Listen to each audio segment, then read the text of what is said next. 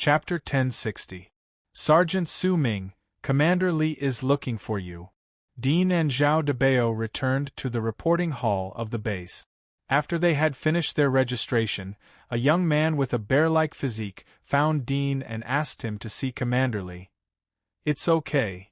Zhao Debao winked at Dean and patted his shoulder. Dean nodded and followed the young man through the corridor. A checkpoint twisted open like a fan, and inside was a spacious office. "Commander Li, Sergeant Su Ming is here." The young man put his hand on his chest and bowed. In front of the office sat a middle-aged man with a dignified face. His beard extended from his sideburns to his chin, shaping his face into a deep and masculine face. It was an Asian face. He stared at the monitor on the desk and said without raising his head, "Got it. You can leave now."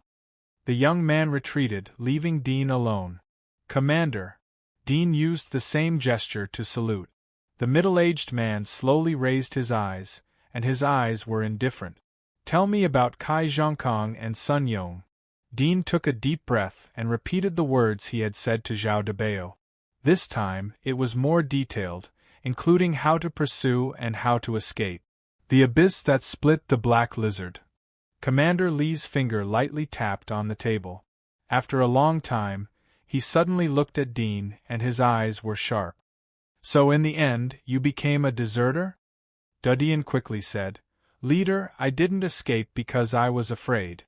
I wanted to bring back this information. I think that on the battlefield, you can't be called a warrior. You can play your value and be called a warrior." Commander Li slightly raised his eyebrows and snorted. "Glib tongue. As a soldier, you didn't respond properly to an accident. You didn't take responsibility after the accident. If everyone was like you and talked about escaping, how could we fight this war?" Dean was trembling. He didn't dare to say anything and lowered his head. His heart was relieved. "I know your situation. Your father's company went bankrupt and owes a huge debt. You need to repay it, so you are in urgent need of money. But the battlefield is not a child's play. Don't be blinded by money. This time, because of your negligence, 2 comrades died. How will you face their families?" Commander Li looked at him coldly. "Please punish me." Dean buried his head lower.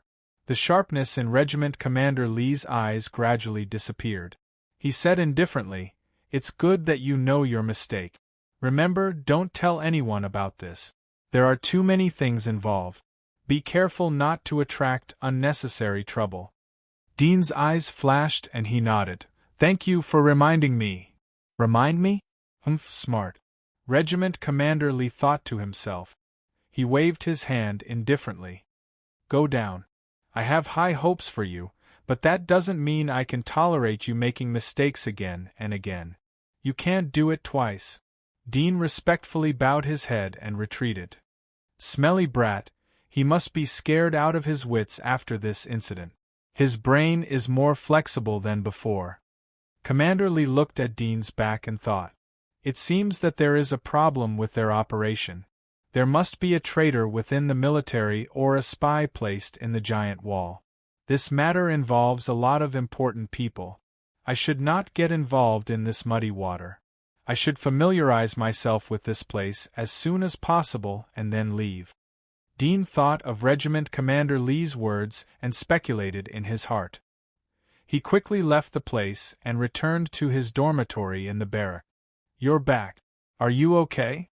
Zhao Debao and Dean lived in the same dormitory. When he saw Dean coming back, he quickly asked. Dean shook his head and looked relieved. "I'm fine. I told you about the situation. Regiment Commander Li just told me not to spread it out.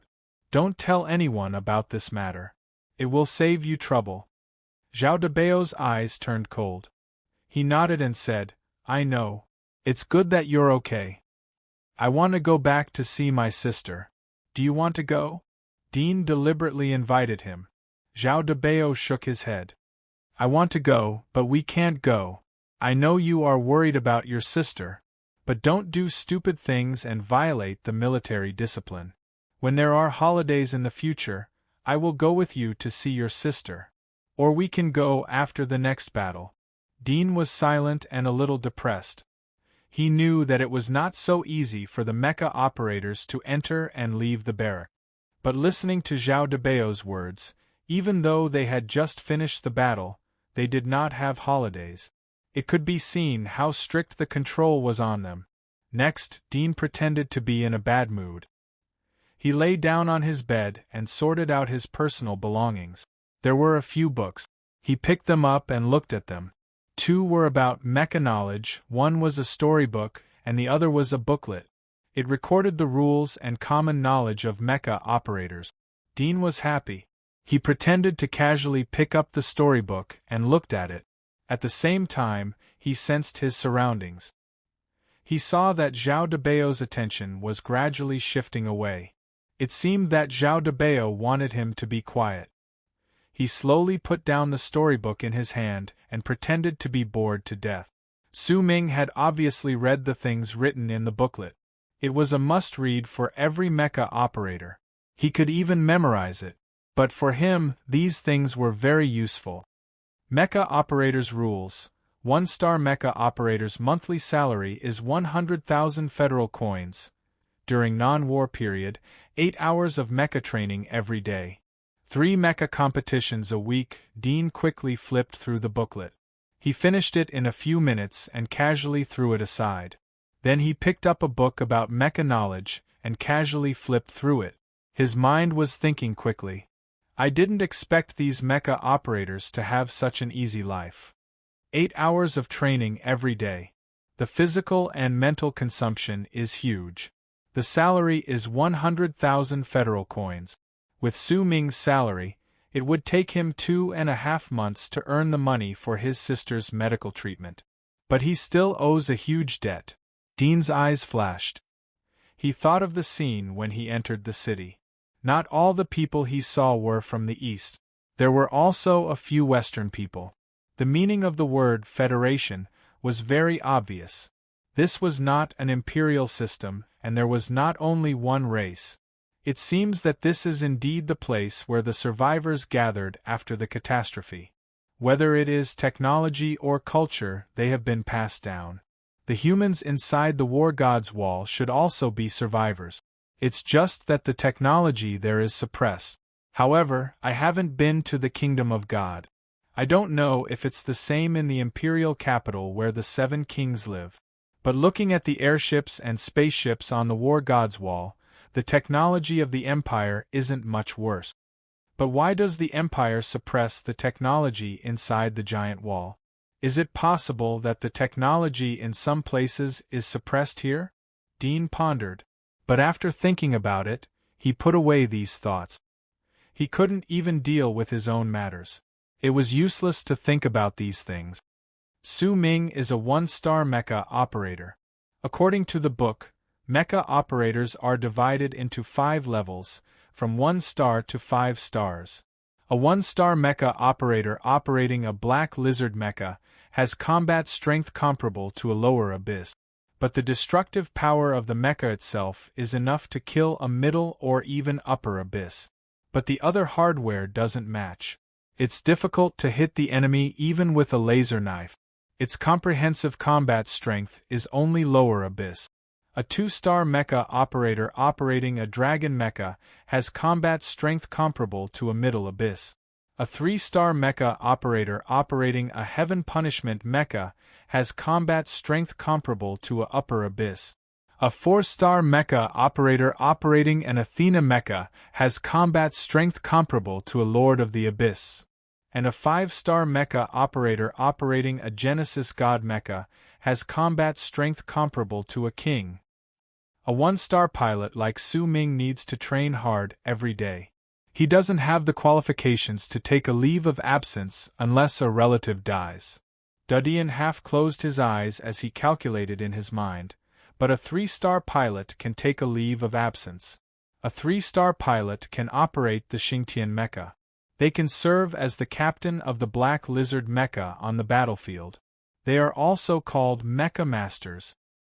As for a 4-star mecha operator, in addition to the official title of 4-star mecha operator, They are also called the King of Mecha. And a 5-star mecha operator is called a legend. Dean sighed in his heart. If it wasn't for the condition of a 5-star mecha operator hindering him, he would have been excited after reading this booklet. He would have become a 5-star mecha operator in any case. Then he could get a Genesis God mecha and have combat strength comparable to the King of the Empire. However, it wasn't difficult for him to become a 3-star mecha operator. He could easily meet the requirements of brain and body. If he spent more time, it wouldn't be a problem to become a 4-star mecha operator. As for becoming a 5-star mecha pilot, he would be able to complete the test in another 2 months.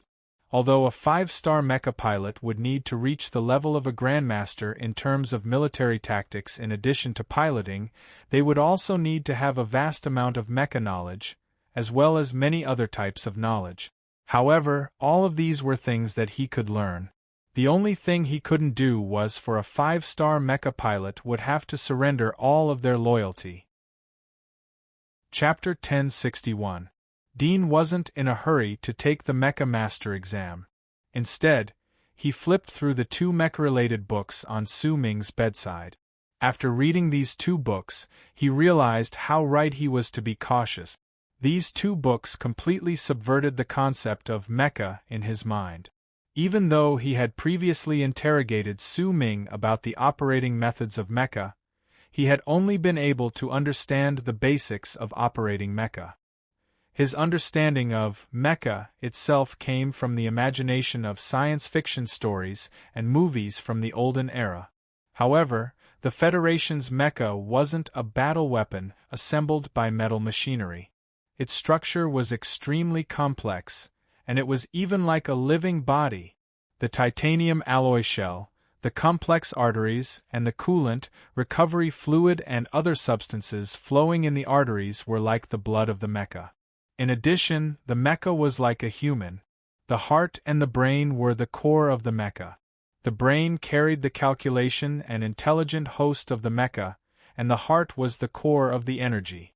All the energy needed for the mecha was output from the heart. It's not a simple fuel energy, nor is it nuclear energy or electric energy. This is a brand new energy source. Dean muttered to himself. 300 years had passed. The wise people who survived had developed a brand new energy source. This energy source could make the mecha appear on the scene. It could erupt with terrifying inhuman power. It could also drive thousands or even tens of thousands of tons of spaceships into the sky. If I can get the manufacturing blueprints of these mecha, I can control an army of lions. As long as I have the resources, I can continue to expand. This is much faster than cultivating an abyss. It can help me overthrow the Empire in the fastest speed, control the Empire, and then find her. Dean's eyes were getting brighter and brighter. He couldn't help but be excited. It was too difficult to overthrow the 7 kings of the Empire by himself. However, if a team of Abyss Lions were to descend into the Imperial capital, it would be enough to help him suppress the forces under the 7 great kings. In fact, if he could create a creator god mech, he would have enough power to fight against the 7 great kings. The reason why the Federation and the Empire were in a stalemate for so many years was very complicated. Perhaps the Federation was the same as the Empire. There were enemies at the borders that they had to deal with, or the forces of the Empire had infiltrated each other. But Dean felt that the main reason was that the Federation's attacks were unable to cross the God of War wall. The Empire made use of the geographical advantage of the Battle God wall. It was easy to defend and hard to attack. They only needed to invest half of their forces to defend it. The Federation, on the other hand, might have other reasons, or perhaps it was because they weren't united enough or because they had too many interests at stake, which prevented them from launching an all-out assault on the Empire. Otherwise, just the giant demonic divine cannon alone would have been enough to inflict heavy losses on the Empire's border guard. If it wasn't for this 3,000-meter-tall miracle-like battle god wall, the Empire might have long been annihilated. However, for Dean, he had a way to sneak over the war god's wall. If he could drop a large number of mechas into the Empire's capital, it would be enough to cause the greatest destruction. That giant demon god cannon can probably obliterate even a king, and it even pierced through a spaceship in one shot. No matter how strong a king's body is, it can't compare to titanium alloy. However, these kings have strange abilities. If their bodies aren't completely turned to ash, they might be able to survive even if their heart is pierced, just like Crimson Moon. Dudian thought in his heart. The Federation had technological weapons that could deter the kings. If he learned how to make them, then it would be the beginning of his campaign. The next day, Dean, Zhao Debao and other dormitory roommates went out together to the mecha training room in another part of the base. This training room was very spacious. It was a public training room. There was no mecha inside. The training relied on a simulation helmet and a smart computer for training. Different combat fields could be set up. There were plains, deserts, swamps, hills, forests and other different environments. At the moment, there were 20 to 30 people training in the training room. Dean and Zhao Debao picked 2 simulation training machines. They put on helmets, scanned the iris, and logged into the mecha. Dean deliberately took Zhao Debao to a remote seat. He waited for Zhao Debao's headset to hear the electronic voice, registering mecha. He quickly took out 2 frozen eyeballs from his pocket and stuffed them into the eye socket. The light of the iris scan shone through the helmet. An electronic synthetic female voice came from the headset. Identity scanning. Identity entering. Staff Sergeant Su Ming, do you want to start the simulation training? Yes, Dean said. At the same time, he quickly dug out the 2 frozen eyeballs and put them into his pocket. Then he took a deep breath and squeezed out his own eyes. At this time, the scene in his line of sight was no longer in the training room. Countless streamers flew over and then entered a row of many mecha. These mecha had strange shape. Some looked like a human-shaped wild boar with 2 fangs on its head. Some looked like a tiger lying on the ground. Among these mecha, only the black lizard mecha that Dean had seen was not black and white. Su Ming is a soldier. His identity is bound. He can only choose this military black lizard mecha to train. The other mecha are commercial and entertainment mecha developed by the company that manufactured this training system. Dean had already understood the situation in front of him from the booklet. After a brief glance at the other mecha shapes, he chose the only military black lizard mecha to train. After choosing the mecha, he began to choose the scene and difficulty. The difficulty was divided into 6 levels: beginner, intermediate, advanced, difficult, master, and abyss. The black lizard mecha was a 1-star mecha, so these difficulties were also 1-star. When he completed the master difficulty, it meant that his operating level could steadily pass the 2-star mecha pilot assessment. As for the abyss difficulty, it should be the full potential of the black lizard mecha simulated by the AI. If a human operated it, it would be impossible to pass unless it was as perfect as the AI without any mistakes. This was the first time Dean played with a mecha, so he was somewhat curious and looking forward to it. He didn't make things difficult for himself. He first chose a plain environment. When choosing the difficulty, he found that beginner and intermediate were gray. He couldn't choose the lowest difficulty, which meant that Su Ming had already passed the intermediate difficulty and reached the advanced level. Among the 1-star mecha pilots, he was considered an above-average talent. After choosing, the interface in front of him quickly broke and the actual combat scene loaded. After a moment, Dean found himself in a mecha. Looking out from the mecha's rearview mirror, he saw that he was surrounded by a plane. He looked down and saw that all the buttons were the same as in the black lizard mecha. The simulation was very realistic. At this time, the countdown of the battle came from above. Dean looked around and put his hands on the console.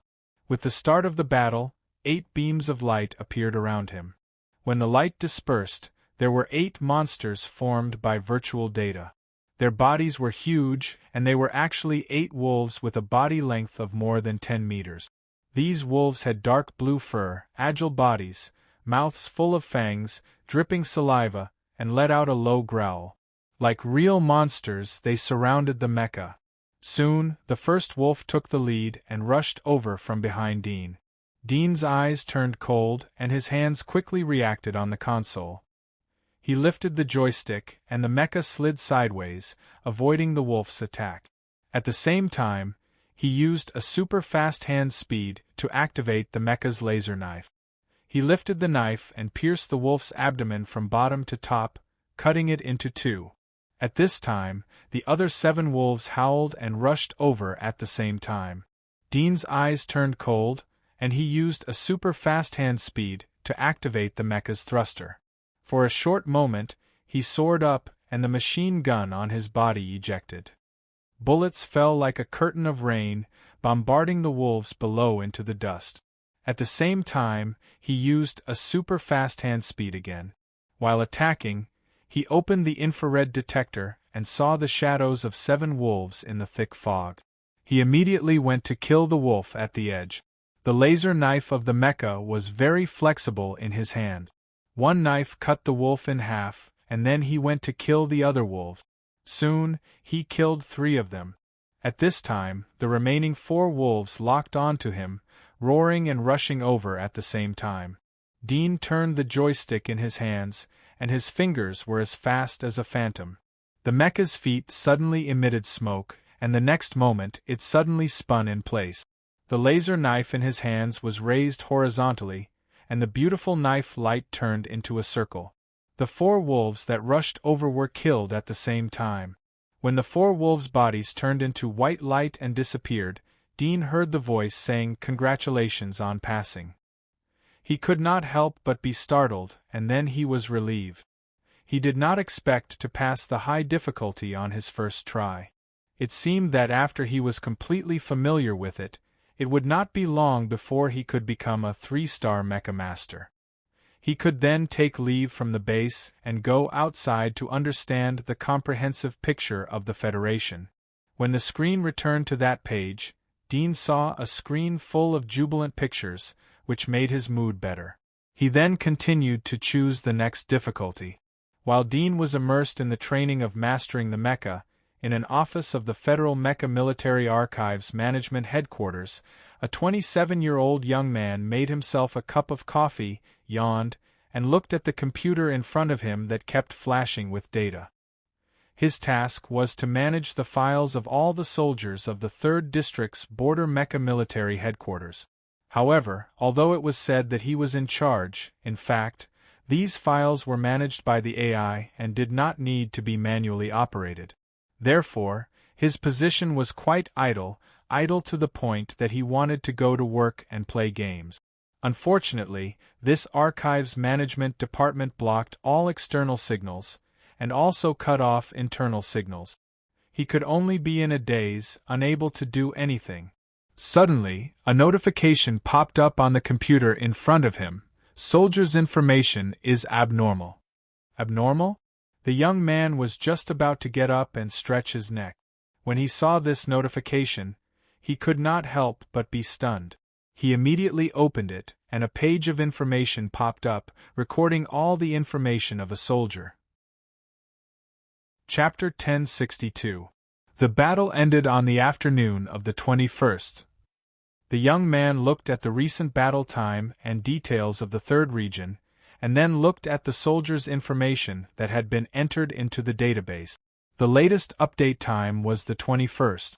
The young man was confused. After thinking for a moment, his face suddenly changed. Not good. A demon has sneaked in.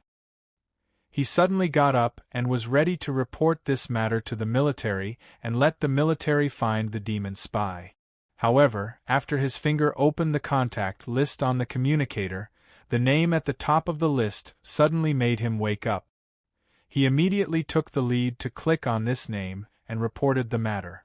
A demon spy has sneaked into the military?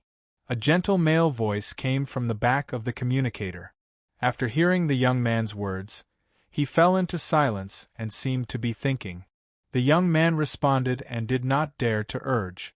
Even though it was through the communicator, his back could not help but slightly bend slightly, and his attitude was humble. After a while, the gentle male voice spoke again. Contact Little Six and let him enter the mecha training system from the background and check this person's mecha training situation. In addition, there is no need to report this matter to the military. Send me a copy of this person's information. The young man was startled and quickly nodded. Got it, boss. In the mecha training room of the base, Dean appeared in a swamp area. There were demon crocodiles swimming in the swamp, their backs like dead trees. He felt the mecha gradually sinking, and his legs had sunk into the mud. The environment of the abyss difficulty was not optional, and the system would change it accordingly. Perhaps during the course of the battle, the swamp environment would suddenly turn into a desert. No wonder it is abyss difficulty. I am in a desperate situation from the beginning. Dean was calm. He had experienced countless life and death battles. Such a dangerous and desperate situation could not move him at all. He was not in a daze. He quickly made a move. With a hand speed that ordinary people could not achieve no matter how much training they had, the kinetic energy instantly exploded. The legs of the mech spurted flames, blowing up the swamp, and the mech rushed out of the swamp. The surrounding demon crocodiles noticed the movement and quickly roared and rushed forward. Whoosh! Some demon crocodiles opened their mouths and ejected mud cannonballs from their mouth. The power was enough to break giant trees. There were also demon crocodiles whose scales stood up and shot out like bullets. Dudian immediately propped up the energy shield of his mecha and pulled the joystick. His mecha swayed like a ghost as he used the laser sword to find a gap in the dense attacks. His feet stepped on the swamp, but he didn't fall. He rushed towards the crocodile as if he was walking on flat ground. The sword turned and quickly cut off the heads of the crocodiles. 5 minutes later, Dean took off the helmet and exhaled. He felt a little sour. The abyss passed. This result is enough to apply for the 2-star mecha operator examination. Dudian thought in his heart. Although the abyss difficulty was almost perfect, but it was only relative to ordinary people. His physique was far beyond that of ordinary people. Whether it was reaction speed, hand speed, thinking speed, or the ability to adapt to the battle, it wasn't something that ordinary people could compare with. As long as the mecha could bear it, he could do it to the extreme. It's a bit fast to advance from advance to abyss. I don't know if it will attract the attention of the higher-up, but there is no time for me to slowly lurk. Once the blood test report is noticed and the blood type is different from Su Ming's, I will be exposed. Dudian thought in his heart. He must leave here as soon as possible and find a way to get a new identity. However, it was much more difficult to get a black identity in the Federation than in the Imperial Giant Wall. After all, the technology here was advanced. It was estimated that the streets were full of surveillance cameras. All the identity information of the civilians was recorded in the central computer. It was impossible to fabricate. However, fortunately, these problems only troubled ordinary people. He believed that there must be an invisible dark side to the Federation, such as underground transactions. Moreover, he felt that even if the technology here was more advanced than the old era, the body data of all the residents would not be recorded in the central computer. He only needed to find a person with identity and replace him like Su Ming. He looked at the time. Only half an hour had passed. There were still 7.5 hours of training left. Dudian thought for a moment and put on the helmet again. He chose the abyss difficulty again. This time, he appeared in the forest, surrounded by giant trees, which greatly limited the movement of the mecha. Dudian saw a lot of monsters from the detector. He set the mecha to semi-automatic mode and left the other half to the AI. For example, when the enemy appeared behind the mecha, the machine gun behind the mecha would automatically eject to shoot. He didn't need to operate it. Most of the mecha operators used semi-automatic mode, which was easy and safe. After all, the reaction of the human brain was faster than the AI system. This time, Dadian deliberately injured himself and let the mecha be damaged. He observed the parts and the system of the mecha. When the arm of the mecha was bitten off by a forest wolf, Dadian saw a black liquid sprayed from the mechanical arm. It was like blood, but the color was dark, like oil. This was the repair fluid delivered by the energy belt of the mecha. Repeated observation caused the mecha to be quickly damaged and torn apart by the monsters. The challenge was declared a failure. Dadian continued to log in and continue to observe. He had no intention to fight. 8 hours of training quickly ended. When Dean heard the prompt, he took off his helmet and saw that the others in the training room were doing the same movements, but most of them were twisting their necks and sighing. It seemed that they were very tired. Dadian and Zhao Debeo followed the crowd to the cafeteria for dinner. When they returned to the dormitory, someone suddenly came to find him. It was the burly young man who brought him to Commander Li's place. "Commander Li is looking for you," the burly young man called out to Dadian. Dadian frowned and his heart sank. Was he going to kill his way out of here tonight? He got up and silently followed. Zhao Debeo was also puzzled, but he didn't ask much. He got up and comforted Dadian, telling him not to be nervous. Soon, Dean saw Commander Li again. It was still in his office. However, he wasn't the only one in the office. There were 3 other young men in the office. From their uniforms, they were also mecha operators. "You're all here." Commander Li saw Dadian come in and nodded. "You're in luck. Hosk Company picked the 4 of you from hundreds of 1-star mecha operators in the 3rd district. Pack up and go to Hosk Company for an interview tomorrow. Of course, if you don't want to go, you can stay. The great cause of the border defense also needs you." Dadian was at a loss. He exchanged glances with the 3 people next to him and saw that their faces were full of surprise and disbelief. It seemed that they had gotten a great thing. Chapter 1063. I want to quit. After hesitating for a moment, Dean opened his mouth. As soon as the words came out, the 3 people next to him turned their heads in astonishment. Some were puzzled, while others looked at him as if he was a fool. Commander Li looked at Dean in surprise. He didn't expect that someone would really apply to quit. Although he said so, he didn't expect these people to stay. After all, everyone knew what the border defense was like. It couldn't be compared to Hosk Company.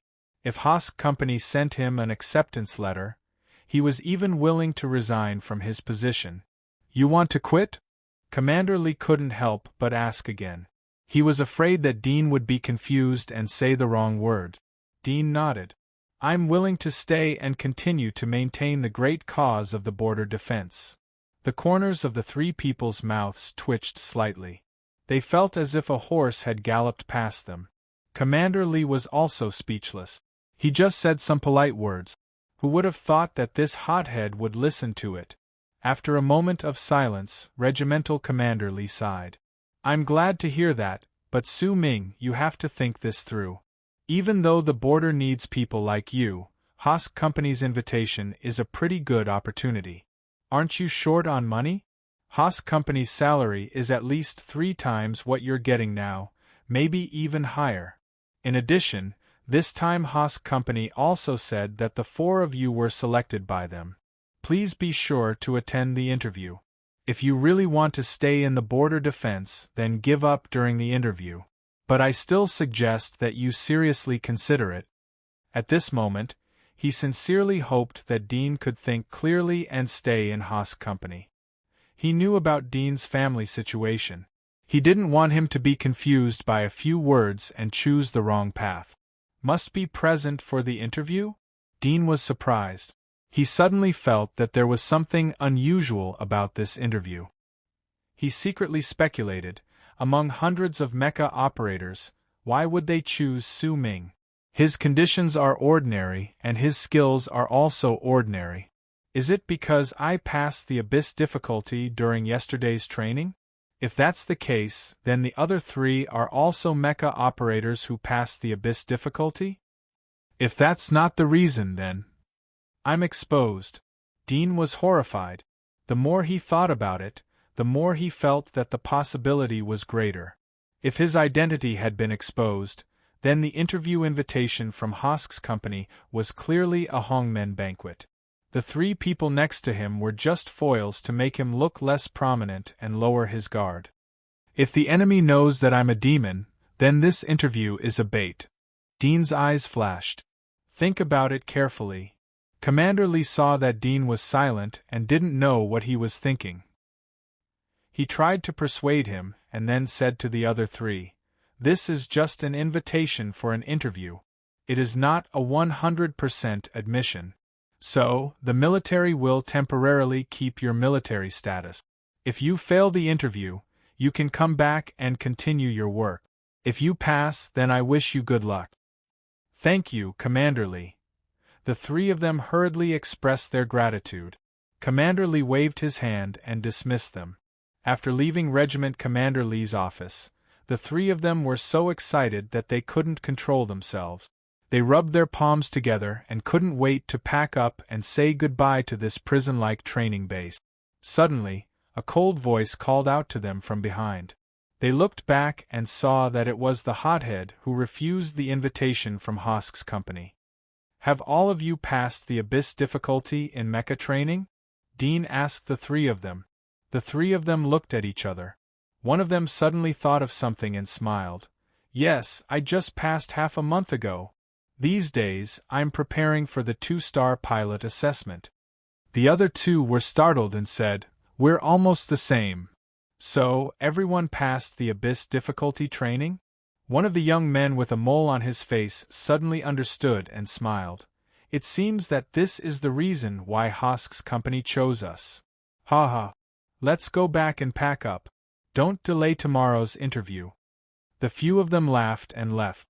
Dean stood in the same place. His heart was still full of doubts. Was it really because of the Abyss difficulty? So, out of hundreds of mecha operators, only the 4 of them passed the Abyss difficulty? Or, this fog bomb was disguised by Hosk's company to make it more real? If I refuse, I will be exposed. If I don't refuse, I will likely face an ambush. Dean walked forward and bowed his head in thought. I don't know what kind of existence this Hosk's company is. If they know my identity, why didn't they let the military arrange a mission to ambush me at the mission site? Wouldn't that appear more natural and simpler? In any case, since I can't escape, I can only go and see. If it is a trap, I don't know if it can trap me. Unless there is a creator's mecha. Dean felt uneasy and returned to the dormitory. Zhao Debao asked him. Dean's heart moved and immediately told him about the interview with Hosk's company. Zhao Debao's reaction was the same as the 3 of them, even more exaggerated than the 3 of them. Zhao Debao was completely stunned. The other people in the dormitory were also stunned. After a short silence, cheers broke out. Several people ran to Dean's side, hooked his neck, hammered his chest, and kept talking with jealousy and envy. "Su Ming, is there smoke coming out of your ancestor's grave? How could you get an interview invitation from Hosk's company? Oh my God! Get lost. Smoke is coming out of your ancestor's grave. I read Su Ming's fortune a long time ago. He has a bright future. Su Ming, you brat, you're in luck this time. Don't forget about us when you become successful. You are actually mixed into Hosk's company. Do you know what Hosk's company does? Even if you go to work as a cleaner, your salary will be higher than ours." "Nonsense, Hosk's company doesn't have a cleaner? They use machines to sweep the floor. Hosk's company cultivates mecha masters. This is the seed company of Locke's consortium. Su Ming may be able to see a creator's mecha in the future. He may even have the opportunity to touch 1 or 2. Dean listened to their words and collected some useful information. His heart was surprised. Hosk's company turned out to be a mecha manufacturing company. Most of the military's mecha came from Hosk's company. This company was also the seed company of Locke's consortium, one of the 4 major consortiums in the Federation. Mecha operators like them were recruited to work as testers in the company. Their status was relatively high. The most important thing was that the treatment and welfare of Hosk's company was far better than that of the military. It was the dream of countless mecha operators. The next day. Chapter 1064. The army vehicles escorted them to a road on the edge of the city. Dean and others saw several black beast-like cars parked on the side of the road. The quality of the cars could be seen from the texture of the paint. Obviously, these cars belonged to the top of the high end. A middle-aged gentleman in a tuxedo was waiting next to the car. He was meticulously dressed, and his hair was neatly dyed pale blonde. He had the demeanor of an upper-class aristocrat. The dark gold watch on his wrist showed his mature temperament. He waved to the army vehicle. When the vehicle stopped, he came forward and showed his identity. He was the assistant of the administrative department sent by the Hosk company to pick up Dean and others. Dean and others were surprised by the elegant temperament of the assistant of the director. They had a deeper understanding of the Hosk company. They got off the vehicle and were transferred to the black car. Dean learned that the army vehicles were prohibited from driving into the urban area during the peace period of the Federation.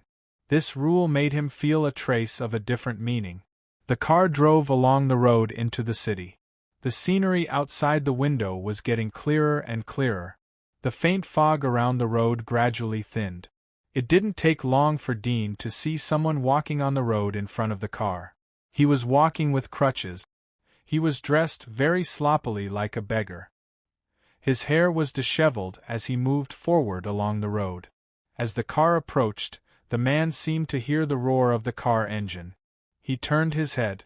Dean saw a dirty face. It was a teenager, but he was starving. The rags on his chest were lifted by the wind. Rows of shriveled ribs could be seen. The teenager's numb eyes suddenly burst into light when he saw the car. He rushed toward the middle of the road and stretched out his hand to stop the car.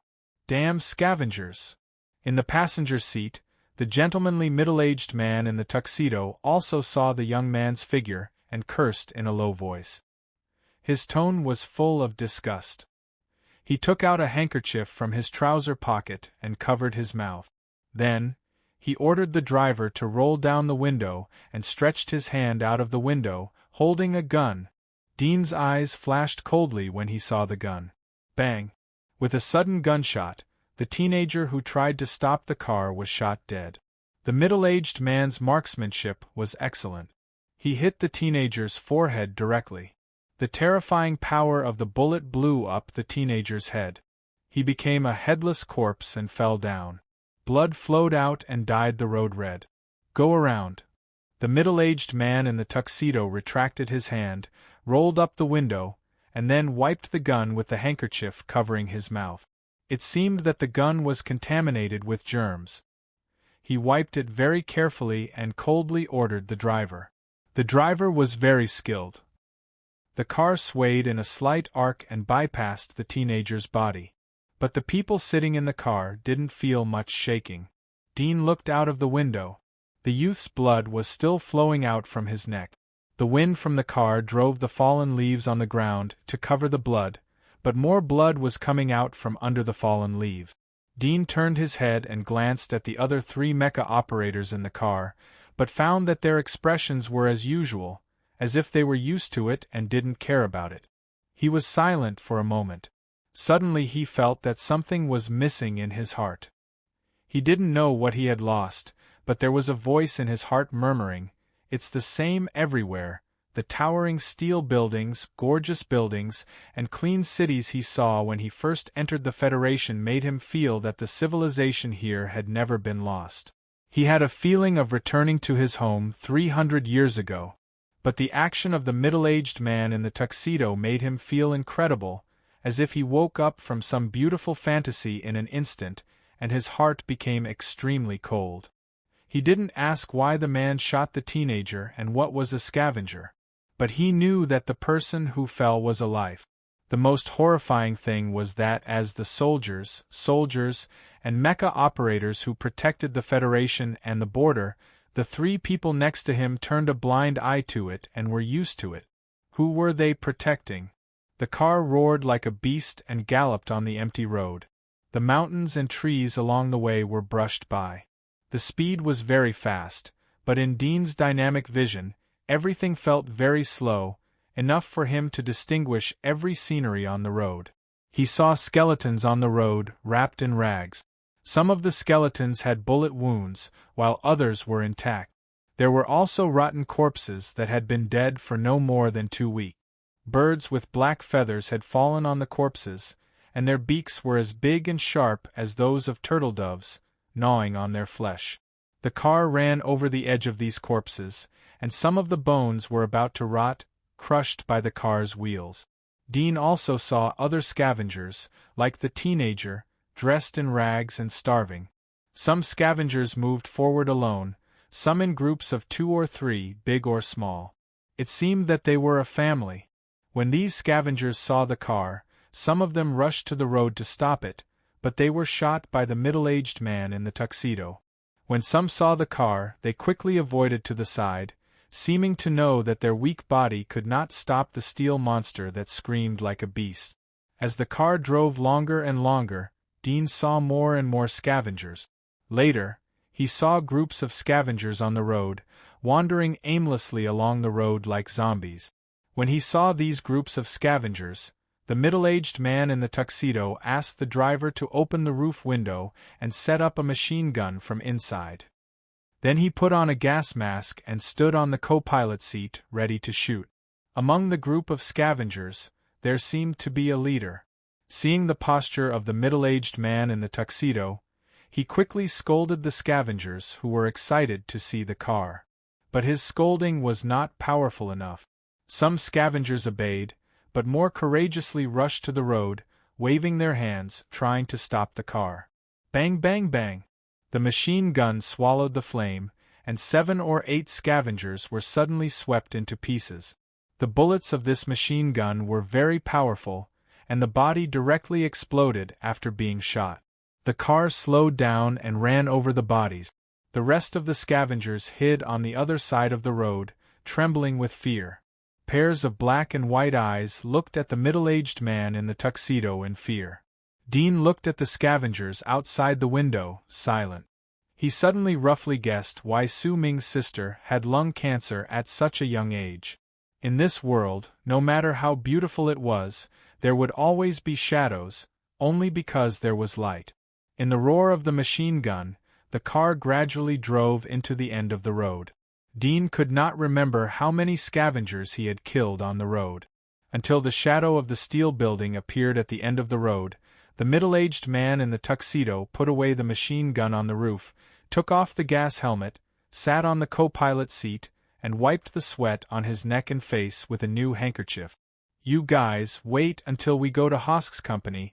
You have to work hard and try to pass all of them." After the middle-aged man in the tuxedo breathed smoothly, he turned to Dean and others and smiled politely. "Otherwise, I don't want to go back on the way back. There are too many damn things, and my hands are tired from killing them. Of course, we will definitely pass. I also hope we can pass." The 3 people around Dean laughed. Another person saw Dean was silent, so he patted his shoulder and said, "Don't worry, we will pass." Dean raised his head and looked at him. A smile slowly appeared on his face. The man saw Dean's smile, so he also laughed, and then talked to the middle-aged man in the tuxedo in front of him, trying to find out the content of the interview. No one paid attention to Dean, and no one understood his smile. Chapter 1065. Here we are. When the car stopped, the middle-aged man in the tuxedo opened the door. He was very polite. At first glance, it was obvious that he was a gentleman. He turned around and opened the back door, inviting Dean and others to come out. The 4 of them got off and were shocked by the gorgeous world in front of them. "Is this Udyr district?" Suddenly, the young man with a mole next to them was shocked. The other two recovered and looked at each other. This is the most prosperous Udyr district of our copper ship city? Dudian immediately cooperated with them. There was a shocked expression on his face, but in his heart, he secretly remembered the name of the border city and the most central location.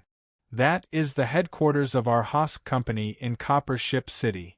The middle-aged man in the tuxedo was not surprised by their shock at all.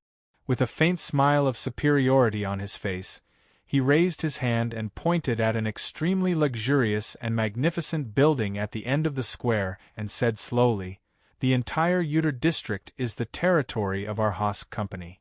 I heard that the reason why this place is called Udyr district is because the youngest grandson of the seventh master of the Lok Fei Consortium is called Udyr.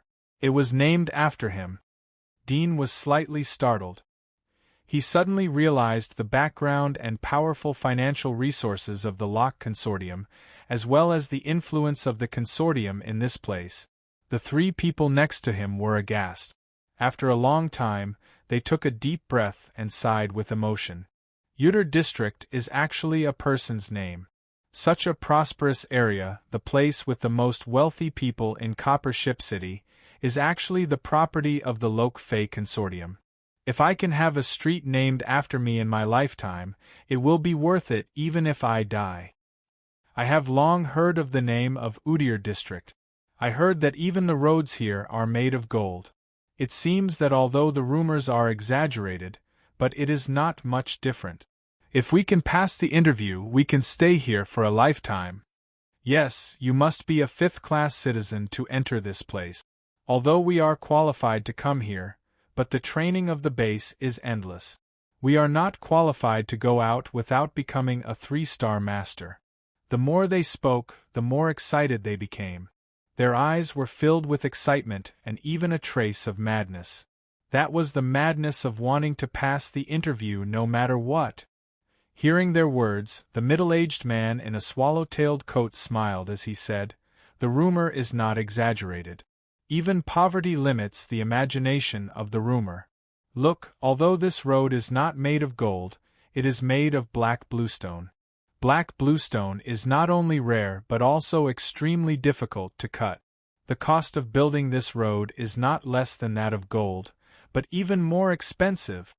Hearing this, the three of them were dumbfounded. The middle-aged man glanced at Dudian. Although Dudian was curious, he didn't say anything. He couldn't help but look at Dudian again. After all, some people were introverted and didn't like to talk too much. "Let's go." The middle-aged man in the tuxedo withdrew his gaze and walked forward. When the three of them heard this, they lifted their feet and prepared to follow. However, when they thought of what he had said, their footsteps immediately became light and silent. They were almost walking on their tiptoes for fear of stepping too hard. When they thought about how they were walking on black bluestone that was even more precious than gold, they felt as if their entire bodies were about to float. Dudian followed the three of them and turned his head to look at the square. He saw people coming and going. All of them were dressed luxuriously. Even the small jewelry in their hands looked very expensive.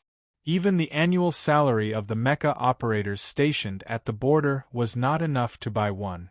In addition, many buildings were installed with monitors, and some guards were patrolling the edge of the square. In the world of ordinary people, money is the master, Dudian said in his heart.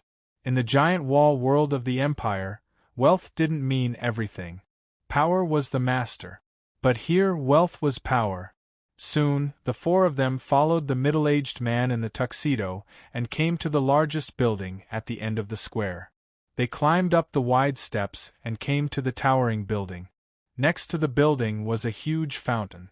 There was a statue of an old man with a kind face. He was either a great person or a powerful person. He glanced at them and followed them into the building.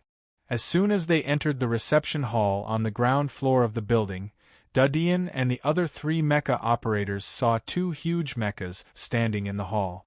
One was 15 meters high and the other was more than 20 meters high. These two mechas seemed to be pushed out for exhibition. There were many people watching and taking photos in front of them. They were as short as ants in front of the mechas. Their heads only reached the back of the mechas. It's the Shark Hunter mecha. That's the Sword Tiger T3 mecha. My God! The three people next to them saw the two mechas and couldn't help but stare with excitement. These two mecha did not belong to the army, so they had not served in the military. They were not as mature as the Black Lizard mecha and Wyvern mecha, which were official mecha of the army. Mature here included many aspects, such as mecha manufacturing, operation, practicality, adaptability, and so on. The Black Lizard mecha was by no means the best among the low-end mechas. It also wasn't the strongest, but its comprehensive factors were enough to rank in the top 3. So it was listed as the representative of the low-end military mecha. The most important factor was that the production cost was relatively low and it could be mass-produced. However, the Shark Hunter mecha and the Sword Tiger mecha in front of him, one was the king of low to mid-range mecha, while the other was the leader of high-end mecha, and both of these mecha were developed by the Haas company. In the eyes of many mecha enthusiasts, the Shark Hunter mecha was the uncrowned king of the low-end and mid-end mecha. It could kill the Black Lizard mecha in seconds. However, the production cost of this mecha was too high and it couldn't be mass-produced. Plus, it was difficult to operate. Only a 2-star mecha pilot could operate it. However, the Wyvern mecha operated by a 2-star mecha pilot was a little stronger than the Shark Hunter mecha. Plus, it could be mass-produced. So, this made the status of this mecha a little awkward. But it didn't affect its powerful position in the hearts of mecha enthusiasts. Last time, I saw a Shark Hunter mecha killing a rank 7 Thorny Wolf Demon in the Magic Armor Arena. Don't be too strong and kill our Black Lizard mecha in seconds. The young man with a mole was so excited that he clenched his fist. I saw that video too. It was so exciting. I really want to go up there and fight. The 3 mecha operators were excited. The middle-aged man in the tuxedo smiled, and said something to pull the 3 of them back from their thoughts. He brought them to the front desk to register and then took the glass elevator upstairs. They sat in the elevator and looked down at the hall. They felt the magnificence of the building. The hall was very vast. In addition to the 2 huge mecha on display, there were many military weapons. For example, the modified version of the Army's war chariot. Its whole body was covered with sharp swords. It would definitely be a killing machine if it entered the battlefield. The most important thing was that the huge Army's war chariot was hanging on a bracket on the wall. It looked like a toy for people to watch. Soon, the elevator stopped on the 20th floor. After getting out of the elevator, the middle-aged man in a tuxedo swiped his card in front of the elevator next to him. This elevator required a VIP card. After waiting for a while, the door of the elevator opened, and he led them into the elevator. The elevator stopped on the 87th floor. The middle-aged man in the tuxedo took the 4 of them to an office. He knocked on the door and a majestic voice came from inside. "Please come in." The 3 of them subconsciously swallowed their saliva. They looked nervous. Dean used his X-ray vision to see the situation in the room. There was no ambush. There was only a middle-aged man with broad shoulders sitting on the office chair. He was looking out of the window at the bustling urban area. "Director, they are here," the middle-aged man in the tuxedo respectfully said. Chapter 1066. Please ask. The youth with a mole could not hide the nervousness in their eyes, and quickly flattered. First question, what are the basic keyboard keys of the Wyvern mecha? The supervisor's expression was cold. He raised his head and glanced at the 3 of them. His gaze lingered on Dean, who was behind them, and then shifted away. Although it was just a casual stop, but Dean was keenly aware that this person was coming for him. My identity has been exposed. Dean's eyes flashed. There was no longer any fluke in his heart, but he did not understand the other's purpose. Hearing the question, the youth with a mole and the other 2 looked at each other, and saw the astonishment in each other's eyes. It was not that this question was too difficult, but too simple, too ordinary. If it was an ordinary one-star pilot, they might not know this, but they had been training in the military for many years, and had long paid attention to the Wyvern mecha. The basic keyboard keys were clearly written in the introduction of the mecha, so how could it be a difficult question? But was the Hosker Company's interview really that simple? The three of them hesitated. They felt that there seemed to be a trap in this question. They fell into contemplation, repeatedly thinking about every word of the supervisor's question. What? No one can answer it. The supervisor frowned slightly. The three of them looked at each other, and the youth with a mole braced himself and said, "Supervisor, if I remember correctly, the basic keyboard keys of the Wyvern mecha are a total of 84, of which 28 are the main keys, 16 are the auxiliary keys, 17 are the mechanical keys, 9 are the sensor keys, 18 are the exclusive keys of the Wyvern mecha." Speaking up to this point, he looked up at the middle-aged man with some uncertainty. The middle-aged man met his gaze and nodded slightly. "Not bad, the answer is very correct and very detailed." The youth with a mole was stunned, and then his face was full of excitement, and he quickly thanked the supervisor. The two people next to him were a little dumbfounded. They did not expect the question to be so simple. They quickly opened their mouths, wanting to answer, but the supervisor raised his hand and stopped them, indicating that there was no need to say anything. Next is the second question. When you came in, you should have seen the Sword Tiger T3 model in the hall. Tell me your views on the advantages and disadvantages of this mecha, the middle-aged man said slowly. I know. The other muscular youth beside him immediately raised his hand. This question was not difficult, but it was much more extensive than the first question. However, the strengths and weaknesses of the Sword Tiger T3 mecha had long since been analyzed by the experts on mecha website. As a mecha fan, he had also read such articles before, so he remembered them clearly. Thus, he immediately gave his answer. Just as he finished speaking, he suddenly felt a little nervous. Not bad, you're more or less right. The middle-aged man nodded slightly. The sturdy young man was overjoyed, his face filled with excitement. On the other hand, the youth with the mole and the other youth with the crew cut had faces full of vexation. They could also answer this question. After all, the Sword Tiger T3 mecha was just too famous. There were countless analysis articles about this mecha, and among them, they had naturally seen a few of the publicly acknowledged ones. The third question, you answer this one. The middle-aged man looked at the youth with the flat top who hadn't answered the question before and said indifferently, "What do you think the main composition of a mecha is?" The youth with the flat top was stunned for a moment. He couldn't help but be overjoyed. He was still annoyed that he didn't have time to answer. He didn't expect that the supervisor would personally give him the opportunity. Moreover, this question was too simple. The main composition of a mecha is the body, energy fluid, and mechanical heart. The body can be subdivided into the outer shell. The youth with the flat top slowly said the textbook knowledge, his face full of confidence.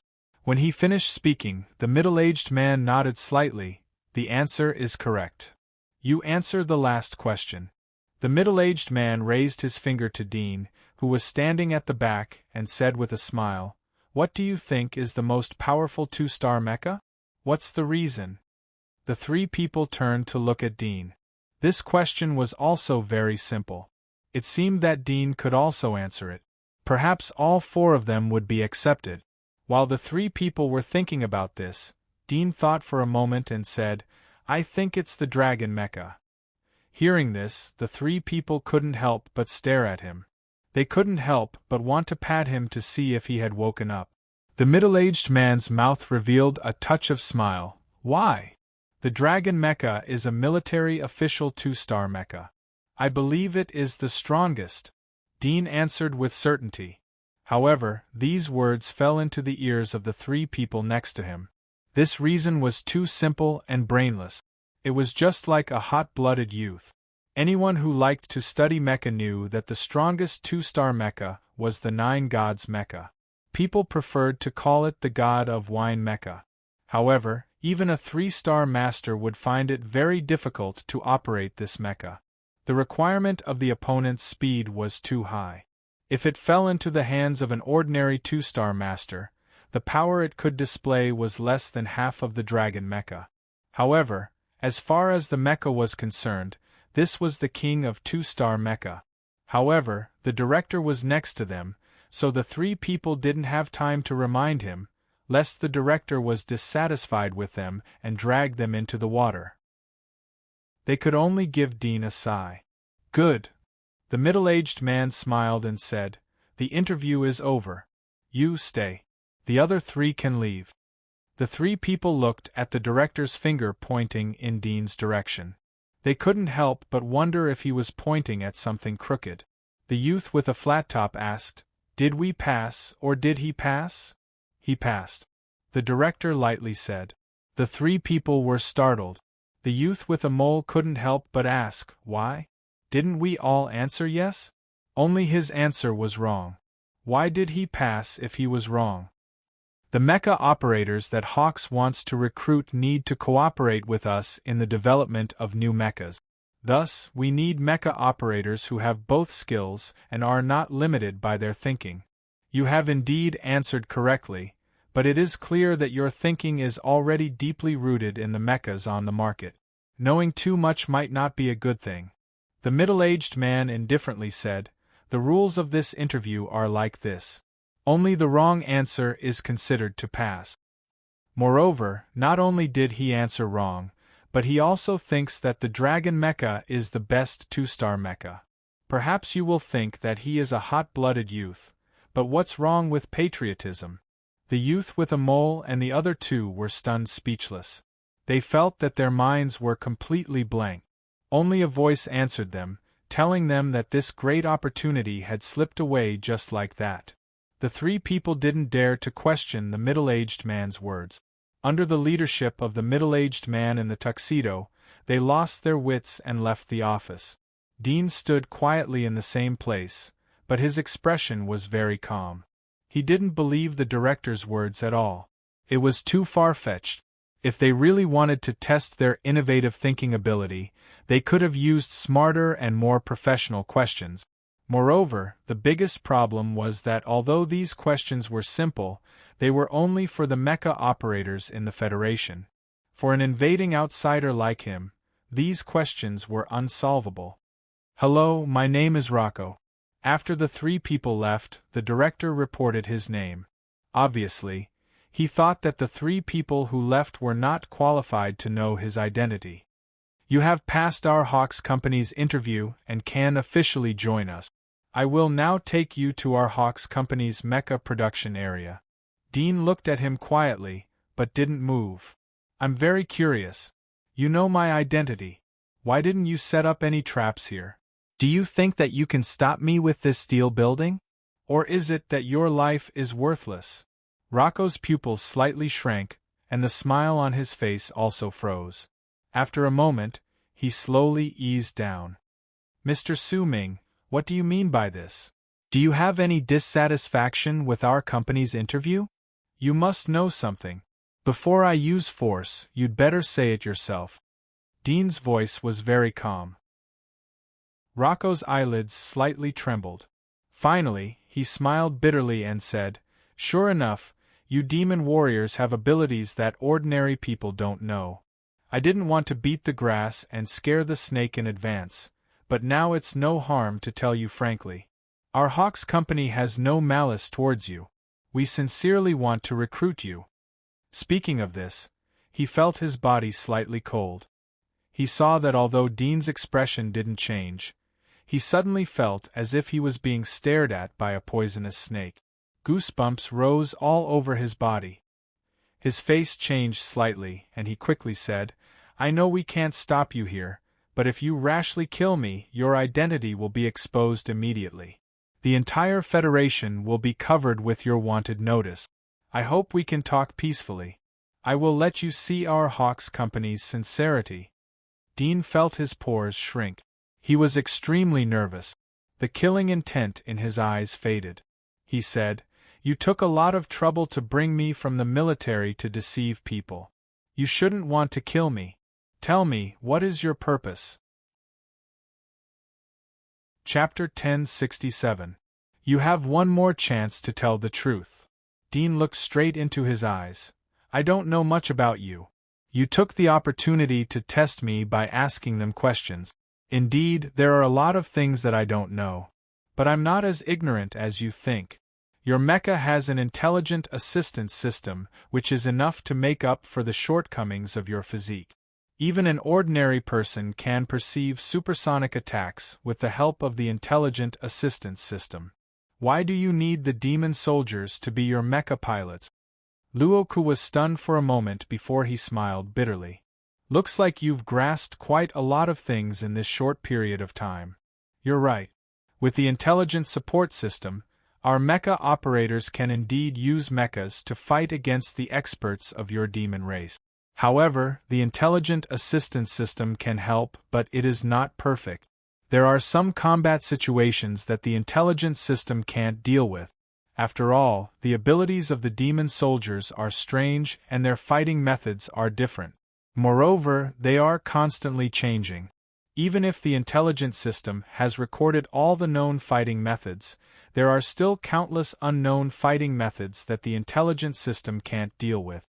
Dean slightly frowned as he stared at Roque. Although the latter was nervous, but he wasn't lying.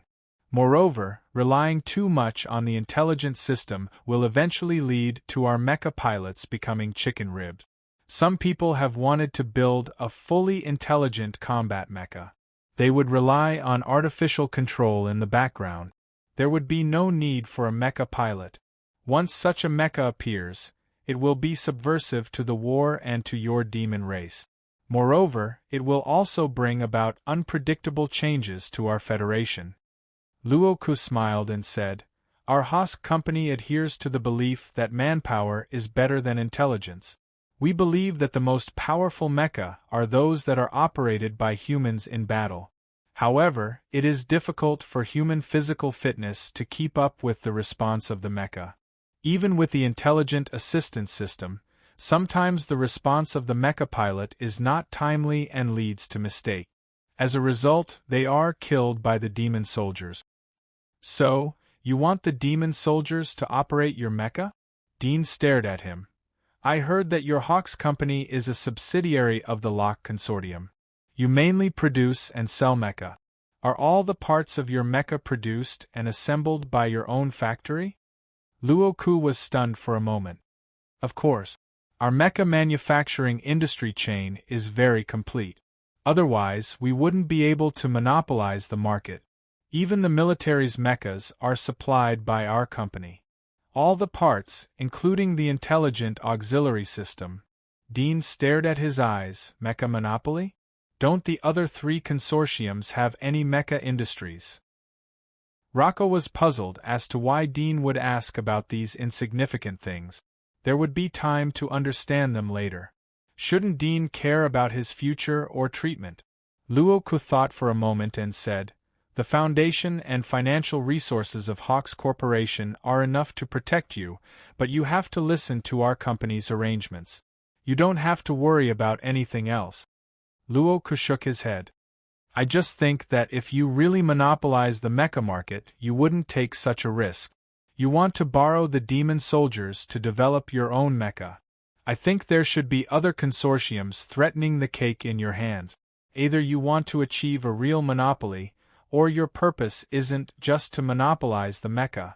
Luoku's eyelids twitched. He didn't expect Dean to ask about this. He couldn't help but look at the young man. He looked a few years younger than him. How could he have such a deep shrewdness? "These are the matters of the top. I don't know." Luoku shook his head and avoided Dean's threatening eyes. He frowned. "These are not the things you should care about. You have sneaked into our Federation. Now your identity has been exposed. Even if you kill me, you will be buried with me. Today's interview is not only between you and me. There are many people who are paying attention to this place. Do you think that our company will not consider the factor of your disobedience after knowing that you are a demon? Dean indifferently said, Of course, I know that there should be a lot of people watching our conversation behind the monitoring heads. As long as I twist off your head, I estimate that the alarm will go off. You have already prepared your force and will immediately surround this place. Rest assured, I will cooperate with you. I am also very interested in your mecha.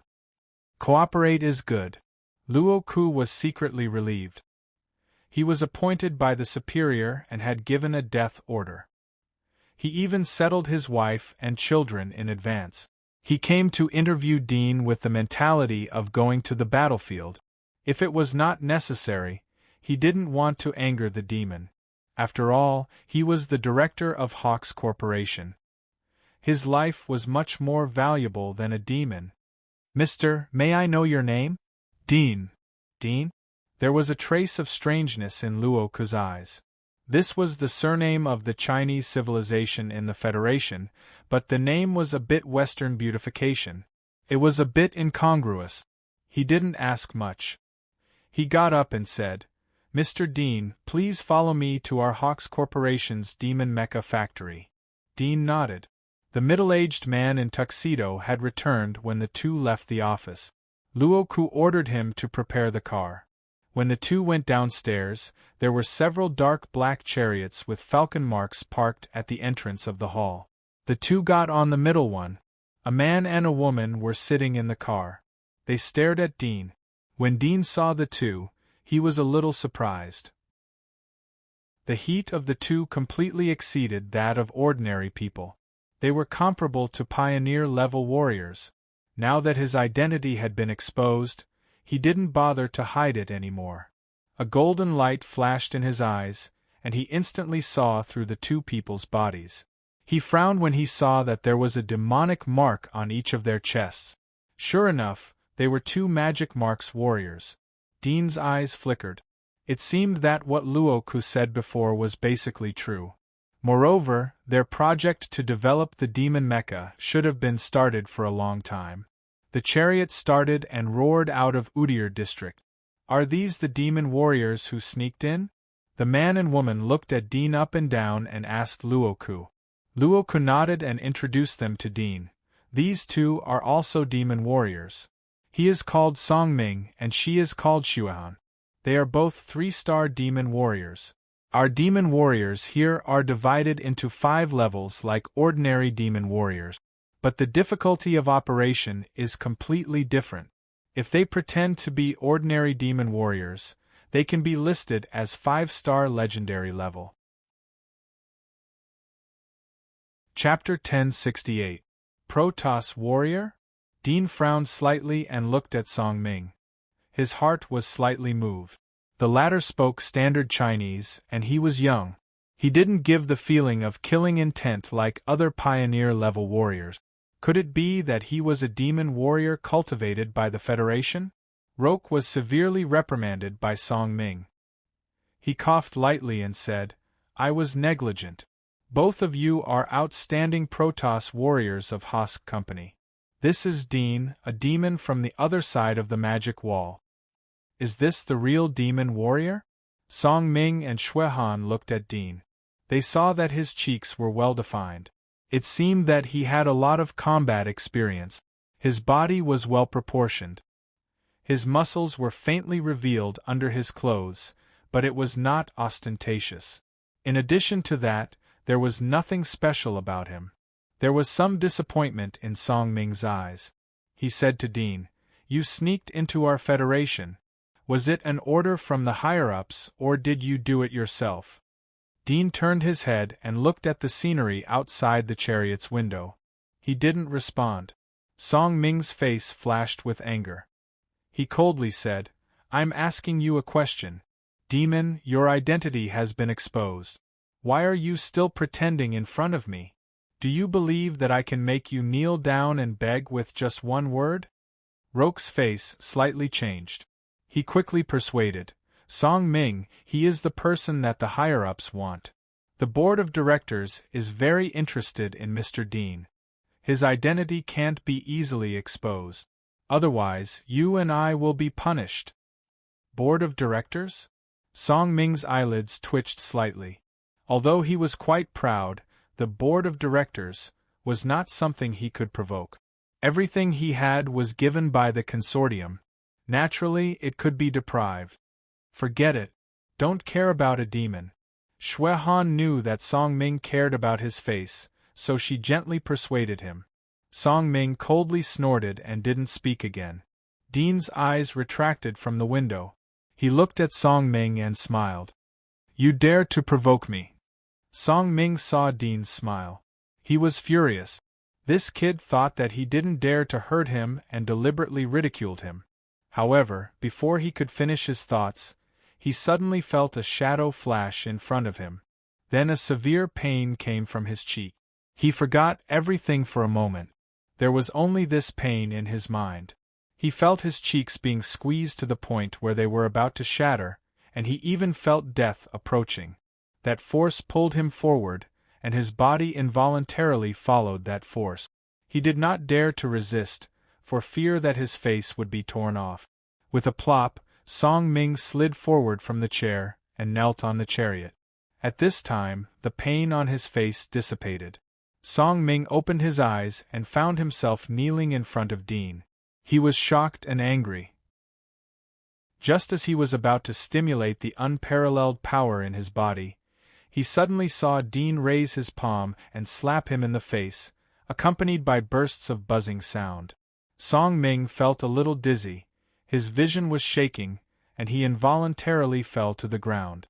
The next moment, a boot stepped on his face.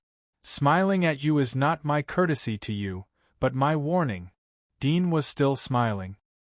He stepped on Song Ming's face and looked up at Xue Han. Xue Han saw Dean's smile and heard his words. She felt cold sweat all over her body. She was sitting next to Song Ming. She only saw that Dean grabbed Song Ming's face with one hand, pulled him from the chair to kneel, and then slapped him to the ground. She wanted to help, but everything happened too fast. Moreover, when Dean made the first move, she had a warning in her heart. Even if she helped, she would not be able to save anything, and even she would be attacked. It turned out that her intuition was right. Although it was a sneak attack, but since he could defeat Song Ming, his strength was not inferior to her. Mr. Dean. Roque was scared. He only saw something flash in front of his eyes, and then he saw Song Ming fall at Dean's feet. He didn't expect that Dean would attack Song Ming. The bloodthirsty and ferocious image of the demon warriors had long been deeply engraved in his heart. He couldn't help but be frightened. He was worried that Dean would be angered and start a massacre. Although from a rational point of view, starting a massacre was not good for Dean, but who could guarantee that these bloodthirsty demons were rational people? If you kill me, you will be wanted by our Haas company. Xue Han heard Roque's words and immediately responded in a cold tone. Dean smiled when he heard this.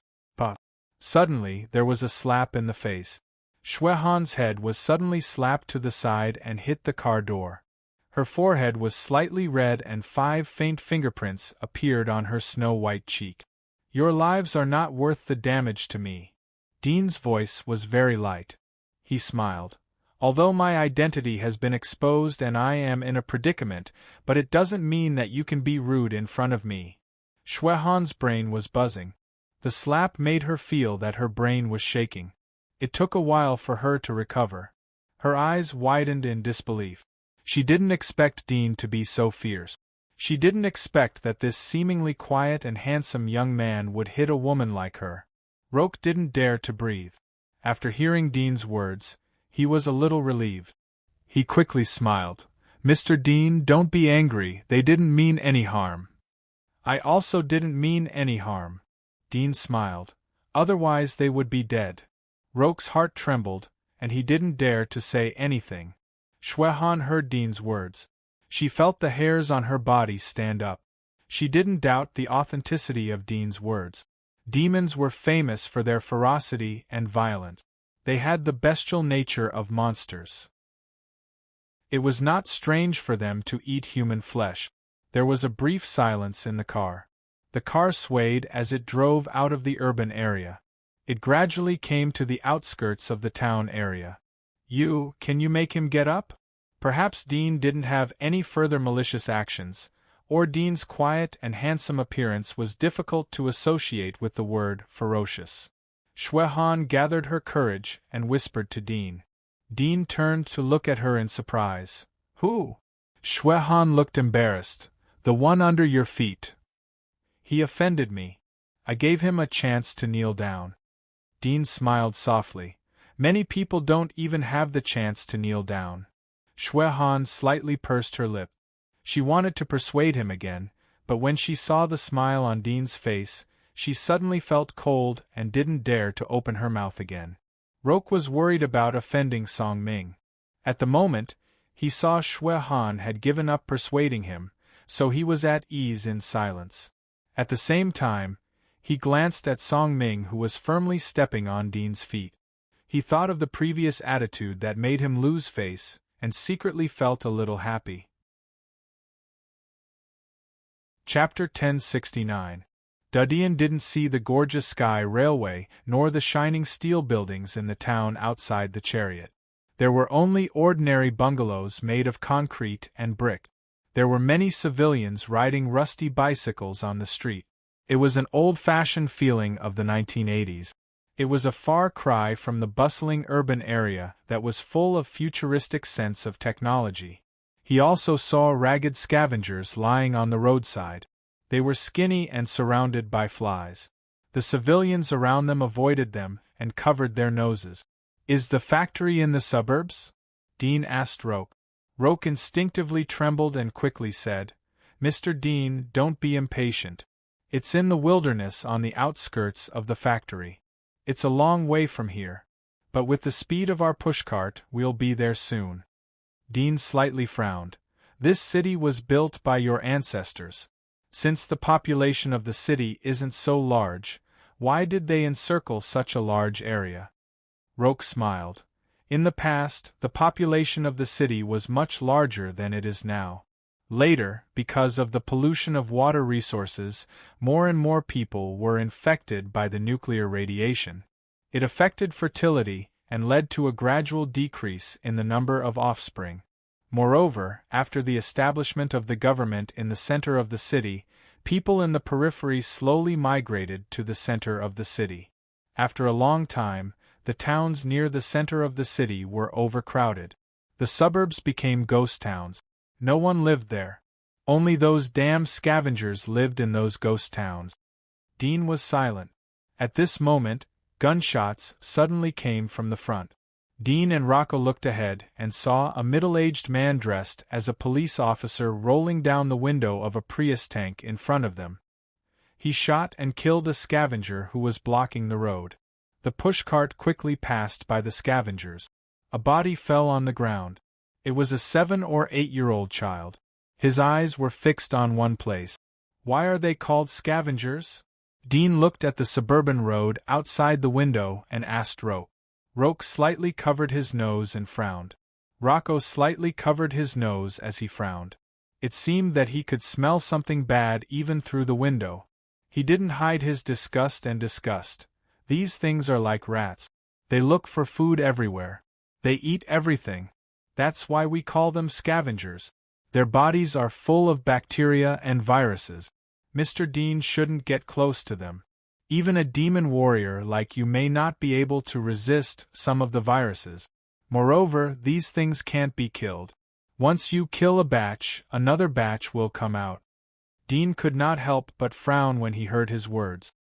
He noticed that Rocco had used these things twice in a row to address these scavengers. These scavengers should be his kind, and listening to his words, these scavengers were just people who were seriously infected by nuclear radiation. Rocco and the middle-aged man in tuxedo were the elites in the urban area. They only knew that these scavengers would eat anything, but they never thought that if they were not too hungry, who would be willing to eat garbage. Sympathy and mercy were for the weak. But in their eyes, perhaps these scavengers were not even weak. It was just like people's first reaction when they saw cockroaches was to pick up a slipper and kill it. This type of regional discrimination had existed from the olden era until now, never disappearing, just like outsiders and country bumpkins. It was to the extent where the one who spoke wouldn't even feel like their words carried any discrimination, but rather treated it as a form of address. Dean had a dull feeling as he thought of this. He leaned back on the seat. His body slightly swayed along with the chariot. His thoughts gradually drifted away as he was lost in thought. Half an hour later, the pushcart drove from a dry plain to a green space. There were more than a dozen huge windmills outside the green space. In addition, there were a lot of solar panels on the ground to absorb heat. Shuehan opened the door and took the lead to jump out. Roque followed her. Dean also got up and bent down to get off the car. His feet naturally stepped on Song Ming's face. After Dean got off the car, Song Ming immediately turned over and climbed up. He felt that his neck was a little stiff, like a stiff pillow. He gritted his teeth and twisted it hard. He only heard the sound of his neck bones cracking. He felt a lot more comfortable, but the burning pain on his face was still there. He clenched his fists and didn't dare to look at Shuehan outside the car. He just hurriedly glanced under her clothes to know her position. Then he jumped out of the car. He clenched his fists and stared at Dean with resentment in his heart. Dean turned his head and saw Song Ming's eyes. He faintly smiled and said, "You can hate me, but you can't provoke me. Do you understand?" Song Ming felt a burst of anger rushing to the top of his head. He almost broke out, but he still endured it. He turned his head and clenched his fists. His body trembled slightly. Dean's words meant that he could hate him, but he couldn't show it in front of him. Even if he hated him, he could only hate him from the bottom of his heart. These words completely didn't put him in his eyes and completely despised him. Shuehan glanced at Song Ming and saw his slightly trembling fists. She sighed in her heart. She knew that Song Ming always wanted to save face and was incomparably proud. Now that he was completely despised, she guessed that his heart was filled with hatred. However, seeing that Song Ming was able to hold back his anger, she was a little relieved. At the same time, she had a higher opinion of him. "Mr. Dean, please." Roque timely opened his mouth. It seemed that he was trying to smooth things over for Song Ming, but he was very happy in his heart. In his eyes, there was no difference between Song Ming and Dean. They were both ugly demon warriors. Bah! Roque led the way forward. Dean and Shuehan kept up with Song Ming at the end. Suddenly, Dean slapped Song Ming's face. Song Ming was caught off guard and fell down on the grass. He looked at Dean with a dull face. He was puzzled, but soon his eyes turned red. He grabbed the grass on the ground and crushed it. His body trembled in anger. He almost suppressed his anger and roared, "What are you doing?" Shuehan and Roque also had some doubt. They looked at Dean and wanted to say something but stopped. "I said, you can hate me, but don't provoke me." Dean took back his palm and lightly said, "It's your fault to show killing intent behind my back." Shuehan and Roque quickly came forward to help Song Ming. "Let's go back and talk about it. You go in front with me." Song Ming shook off her palm. He gritted his teeth and quickly walked forward. He soon got rid of several people. Roque coughed and said, "Mr. Dean, this way please." They walked to the middle of the grass. Behind a few rows of solar panels, there was a small bungalow made of metal. Dean used his X-ray vision to glance at the bungalow. Sure enough, it was an underground processing plant. It was very wide, with a lot of machinery and workers. There was a guard in front of the bungalow. He stopped Song Ming. "Please show your ID card." Song Ming roared in anger. "Are your dog eyes blind? I just left here. Can't you see?" Several guards looked cold. One of them raised a laser gun. "If you don't show your ID card, I will shoot." Song Ming's body trembled. He took out the ID card from his pocket and threw it at the guard. The guard looked at it and nodded. He returned the ID card to him. "Watchdogs, wait for me." Song Ming put away the ID card and angrily walked into the bungalow. Roque took Dean and Xuehan to the guard. He showed them a document. The guard opened it and looked at it. He nodded and let them pass.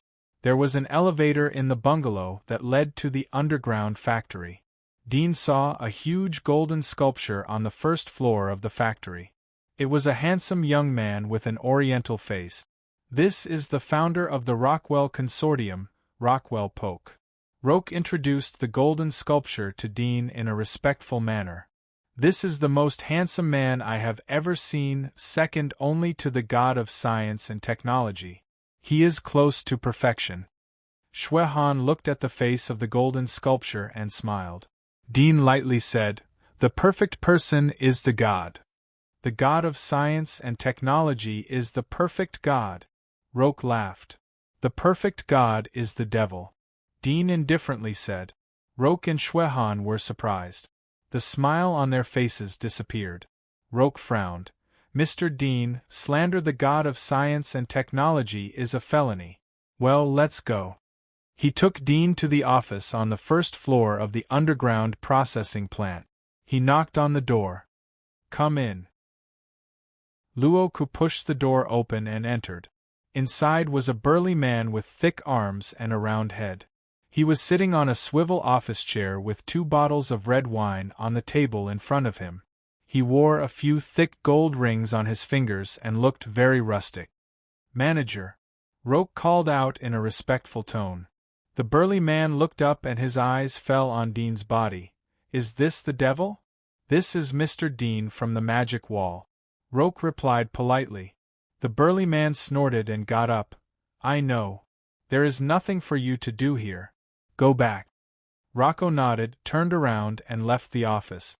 His mission was over. Chapter 1070. Dean followed, but Xuehan didn't follow. He turned to look at her and said with a faint smile, "Aren't you a bodyguard? Aren't you afraid that I'll kill this big guy?" The strong man in front heard Dean's words and his mouth twitched. He snorted and said, "Mr. Dean, I know you're very strong, but I advise you not to do something stupid. Otherwise, your identity, your image, and your body data will be announced to the world. With the strength of our Federation, it won't be difficult to catch you." Xuehan knew that Dean was just deliberately scaring the strong man, so she smiled and said, "My duty is to escort you here. Now that you're here, I have nothing to do." Then she turned and left. Dean shrugged and retracted his gaze, but a trace of coldness flashed in his eyes. The strong man led the way to an elevator and took it with Dean. Dean looked up and down at the base and saw many heat sources. Most of them were hunters, and a small number were limitless ones. The number of pioneers was even fewer, only 20 or 30 in total. Among them, there were actually 4 heat sources of Dominator level. This should be a branch factory. Hosk's company can be found in hundreds of cities in the Federation. There may be abyssal-level masters in the headquarters factory. Dean thought in his heart. With the financial resources of the Federation, it wasn't difficult to cultivate abyssal walkers. However, demon warriors were the existence of the dark side of the Federation, and they were the enemy of the border. They weren't allowed to exist in public, so they couldn't be cultivated in large quantities. Soon, the elevator came to the deepest level of the underground factory, the 5th floor. 2 of the 4 Dominator heat sources were on this floor, and there were the least heat sources on this floor. There were no more than 30 people in total. Golden light flashed in Dean's eyes, and he looked through the elevator and the walls to look at the 5th floor. There were many huge mechas on this floor. These mechas were very strange, and there were parts of flesh and muscles in the mechas. In addition, there were 3 huge dark areas on this floor, which his X-ray vision couldn't penetrate. It showed that the material of these 3 dark areas was very hard, comparable to the material of the magic insect spaceship. Dean frowned slightly and slowly walked out of the elevator. "This way, please," said the robust man. He unconsciously added the word "please." He retracted his previous cold attitude so as to not infuriate the bloodthirsty demon clansman. Dean followed him along the corridor. Along the way, he could not see many huge mechas standing on the edge of the wall. Some were more than 10 meters high, like a human shape, and some were more than 20 meters long, crawling on the ground like a giant crocodile. Some of these mechas had scales on the surface, while others had metal shells. Most of them had muscle fibers on the inside. They looked like mechas that were a mixture of half metal and half flesh. These mecha, are they all transformed from the bodies of monsters? Dean was shocked, but he didn't say it out loud, so as not to expose his clairvoyance ability. After a moment they came to an oval building. This building was one of the 3 dark areas that Dean couldn't penetrate. The brawny man raised his hand and took fingerprints on the door. The building opened. He said to Dean and took the lead to go in. Behind the door was a spacious room with many mechs standing in it. In the middle was a glass-like cylinder. The brawny man walked in and gestured to Dean. Dean also stood in the cylinder. He saw the brawny man enter fingerprints on the button next to the cylinder door. Soon, the cylinder door was closed. The next moment, the cylinder sank like an elevator, falling more than 10 meters down. Suddenly, there was light around it. It fell into a huge silver-white room made of pure metal. In the middle of the room, there was a protruding viewing platform, like the head of a spaceship had crashed into it. At this moment, there were 4 or 5 figures standing behind the viewing platform. In the middle was a handsome young man, who looked gentle and elegant. He was talking and laughing with the people around him. Dean looked at the young man, who also looked at him. Their eyes met, and the young man nodded to him with a smile. He was very polite. Dean's heart suddenly sank. He suddenly reached out and grabbed the brawny man's shoulder. The brawny man was so scared that his body trembled. He said in horror, What are you doing?" Dean's fingers slightly tightened. The brawny man's face suddenly twisted in pain and loudly begged for mercy. At this time, the cylinder sank to the bottom of the metal room. Several people on the high platform in front of them stopped talking and looked down at Dean in the cylinder. When they saw that Dean was holding the brawny man in his hand, they frowned. "Hello, what's your name?" A gentle male voice came from the metal wall. It seemed to come from all directions. Dean couldn't find the specific direction. Dean looked around. There was no individual speaker. The voice seemed to be transmitted through the metal wall through some kind of resonance. His face became cold as he indifferently said, "Dean. Hello, Mr. Dean. I'm the president of Hosk's Copper Ship Branch, Felix." The gentle male voice continued to come. Dean saw that the mouth of the handsome young man in the center of the viewing platform was moving. Obviously, it was him who was talking. Such a young man was the president of Hosk's Copper Ship Branch. It could be seen that this person had a great background. Dean said in a cold voice, "That's the boring introduction. Can we talk about the business?" Felix smiled and said, "Since Mr. Dean can't wait any longer, then I won't waste any more time talking nonsense. The main reason we're looking for you is that we hope that you can join our Hosk company. As you can see, you're not alone here. There are many demon warriors like you. We hope that you can be like them and contribute to our company. We'll definitely treat you well in the future. If I say I'm willing, can I leave here?" Dean looked straight at him. Felix smiled. "If Mr. Dean agrees, we can sign a contract. In addition, we also need Mr. Dean's cooperation to implant our god's nucleus. This way we can ensure that both of us can be at ease." God's nucleus? Dean revealed a puzzled look.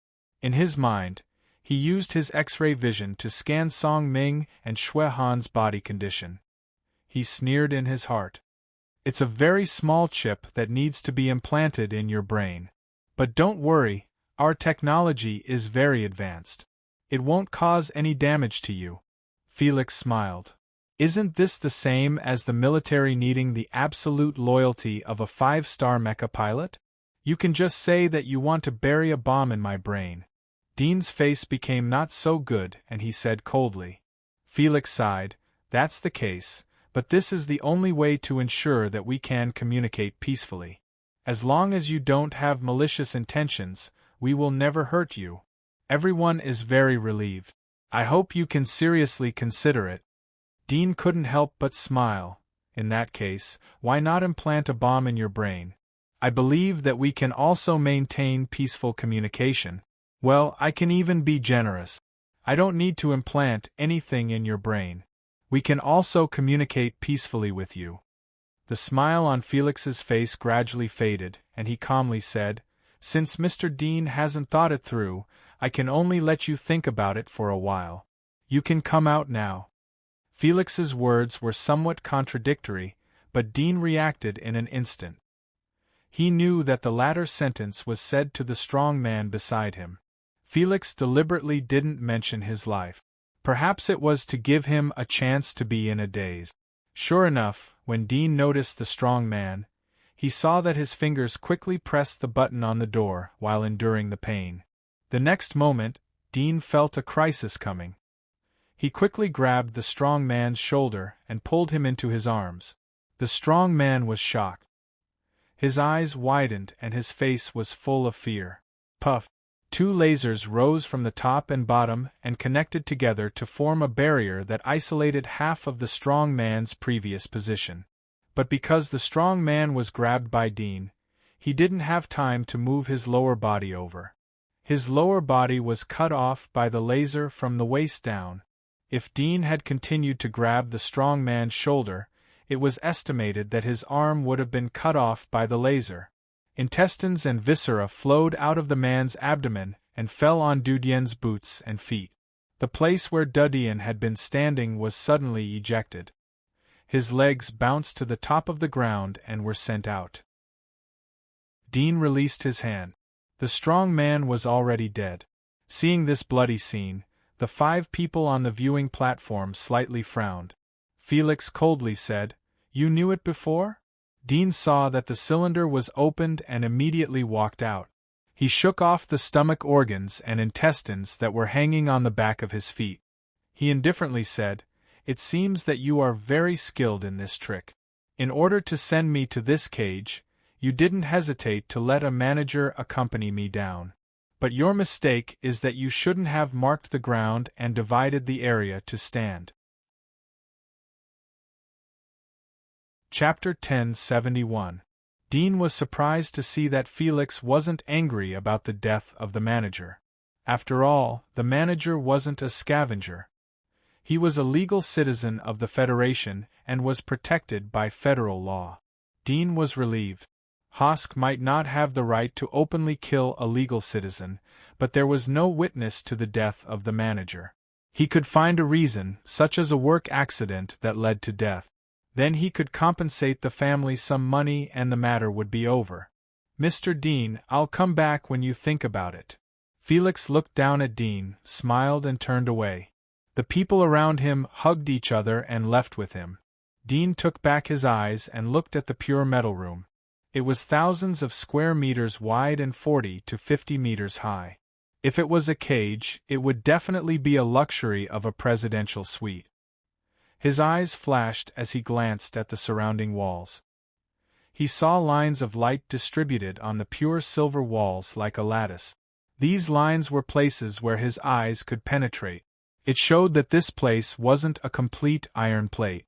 Perhaps the role of these lines was to transmit sound or to replace the air. In any case, this was a breakthrough for him to get out. Dean didn't act immediately. Instead, he glanced at every inch of the room.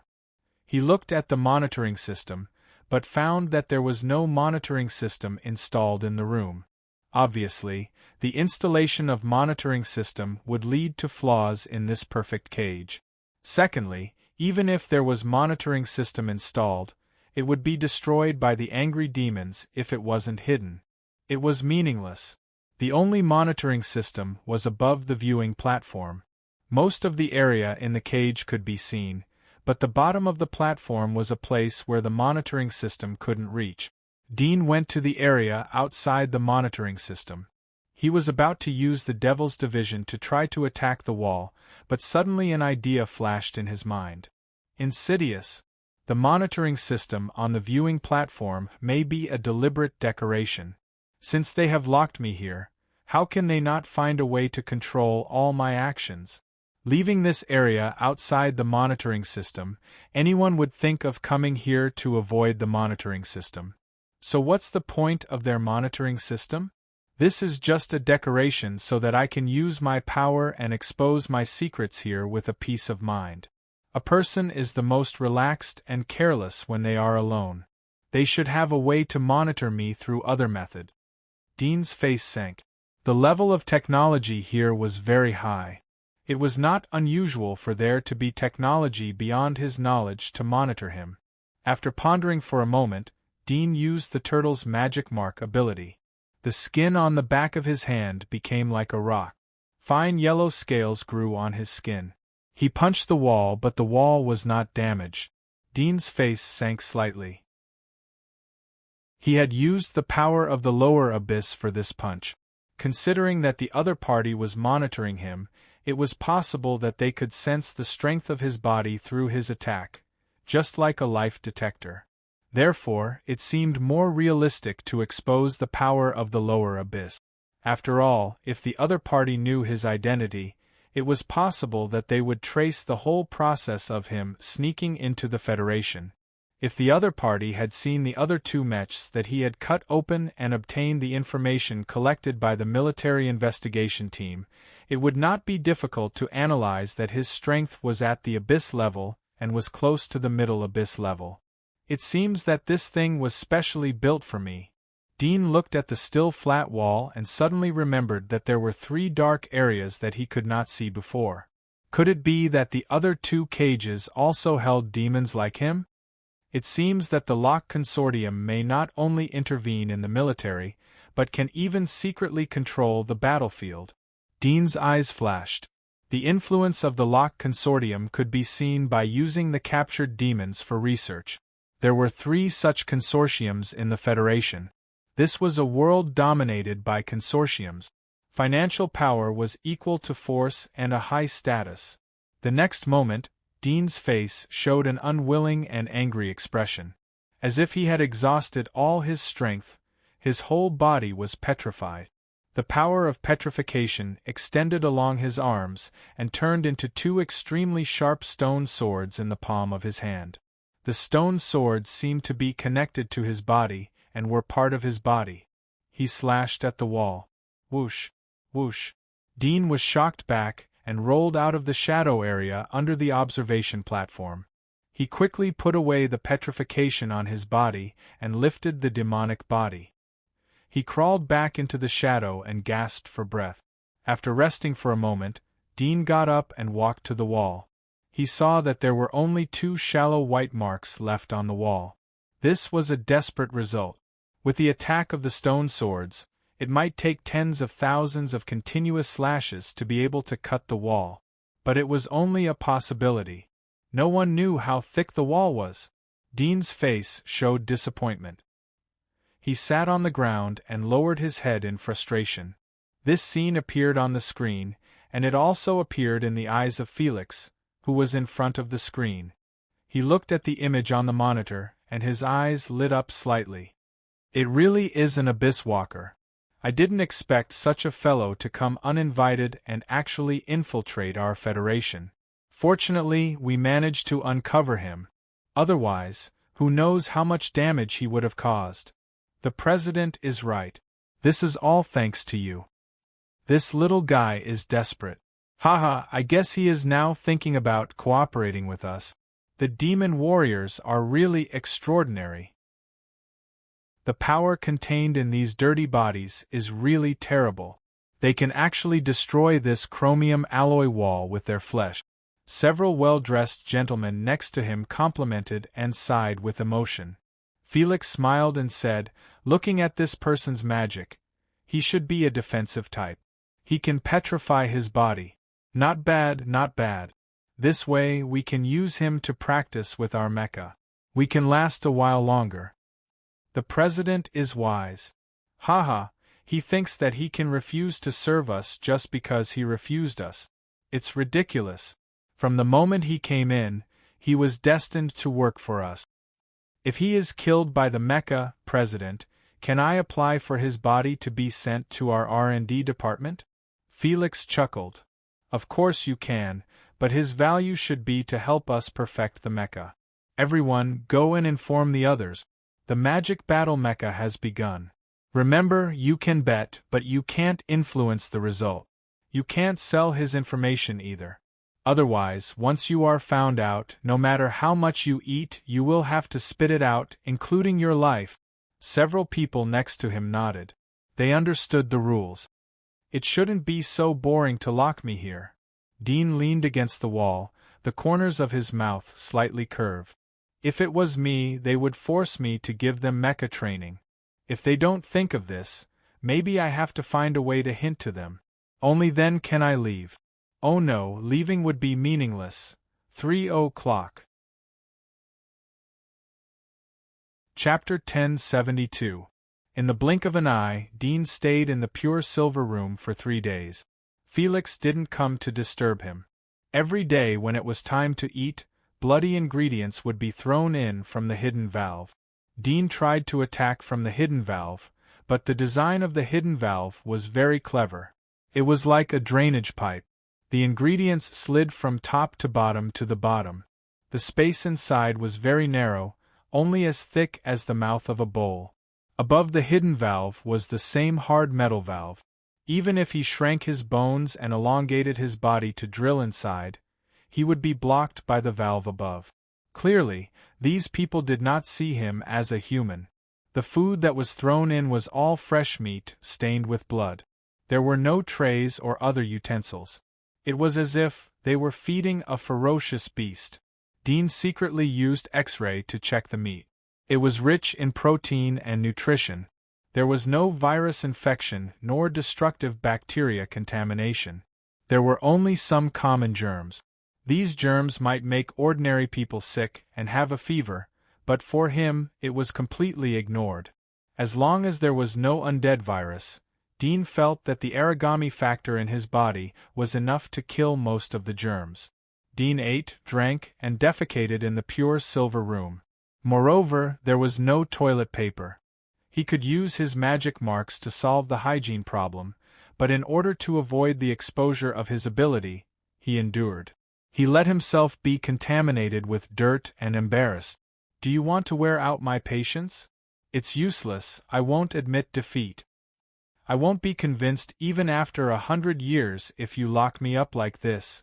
During the rest of the time, Dean would come to the monitoring area of the viewing platform from time to time. He would shout loudly, hoping that his words could give some hints to the other party. But there was still no movement from above. If it was an ordinary person, they would have been a little irritated. Dean was very irritated. In addition to sitting quietly thinking, his eyebrows were always locked. From time to time, he would abruptly raise his fist and hit the wall, or suddenly stamp his feet.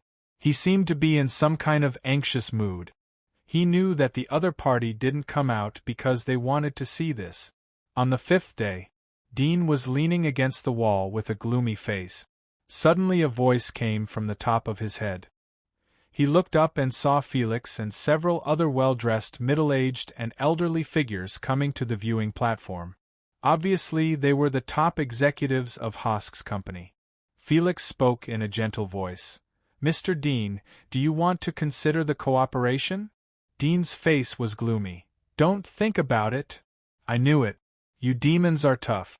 Felix smiled and said, "Unfortunately, you have the power of a devil, but you don't have the brains to match it. Even if you refuse us, you still have to serve us. In this world, no one can refuse me, refuse Lok Fei." Dean's heart jumped. He was pleasantly surprised, but his face changed slightly. "What do you mean? You can't get out of this cage, but I can let our mechas in." Felix smiled and said, "You'll be fighting with the latest mecha developed by our Hosker company, helping us perfect our mecha's combat system. You have no choice but to cooperate. If you don't fight, you'll be killed by our mecha. You can only choose to fight until you die." Felix had a gentle smile on his face, but his words were very cruel. Dean was relieved, but his expression was very gloomy. He grinned and said, "Aren't you afraid that I'll destroy your mecha? That you'll slaughter the mecha that you've worked so hard to cultivate? There's no need for waste to exist. Hosker only needs quality products." Felix's response was very simple. Dean looked at the young man in his 20s. The latter's cold-bloodedness was not inferior to the corrupt nobles and hunters in the giant wall. He didn't feel cold, but happy instead. If he wasn't so cold-blooded and cruel, then he wouldn't have dared to use such means to force him. Dean's expectations would be disappointed. "Since you're so confident, then let's see how powerful your bullshit mechas are," Dean said with an arrogant expression. Felix smiled and said, "Before the battle begins, we can clean up the place first. I will send someone to clean up Mr. Dean's excrement and food, so as to not affect our viewing experience. I hope Mr. Dean doesn't do anything stupid. If you kill the person who cleans up, no one will clean up for you anymore. You might be drowned in your own excrement in the future." Dean sneered, but didn't answer. A moment later, the other side of the passage suddenly split open, revealing a passage inside. A trembling cleaner stood in the passage, wearing antibacterial cleaning clothes with Hosker's logo.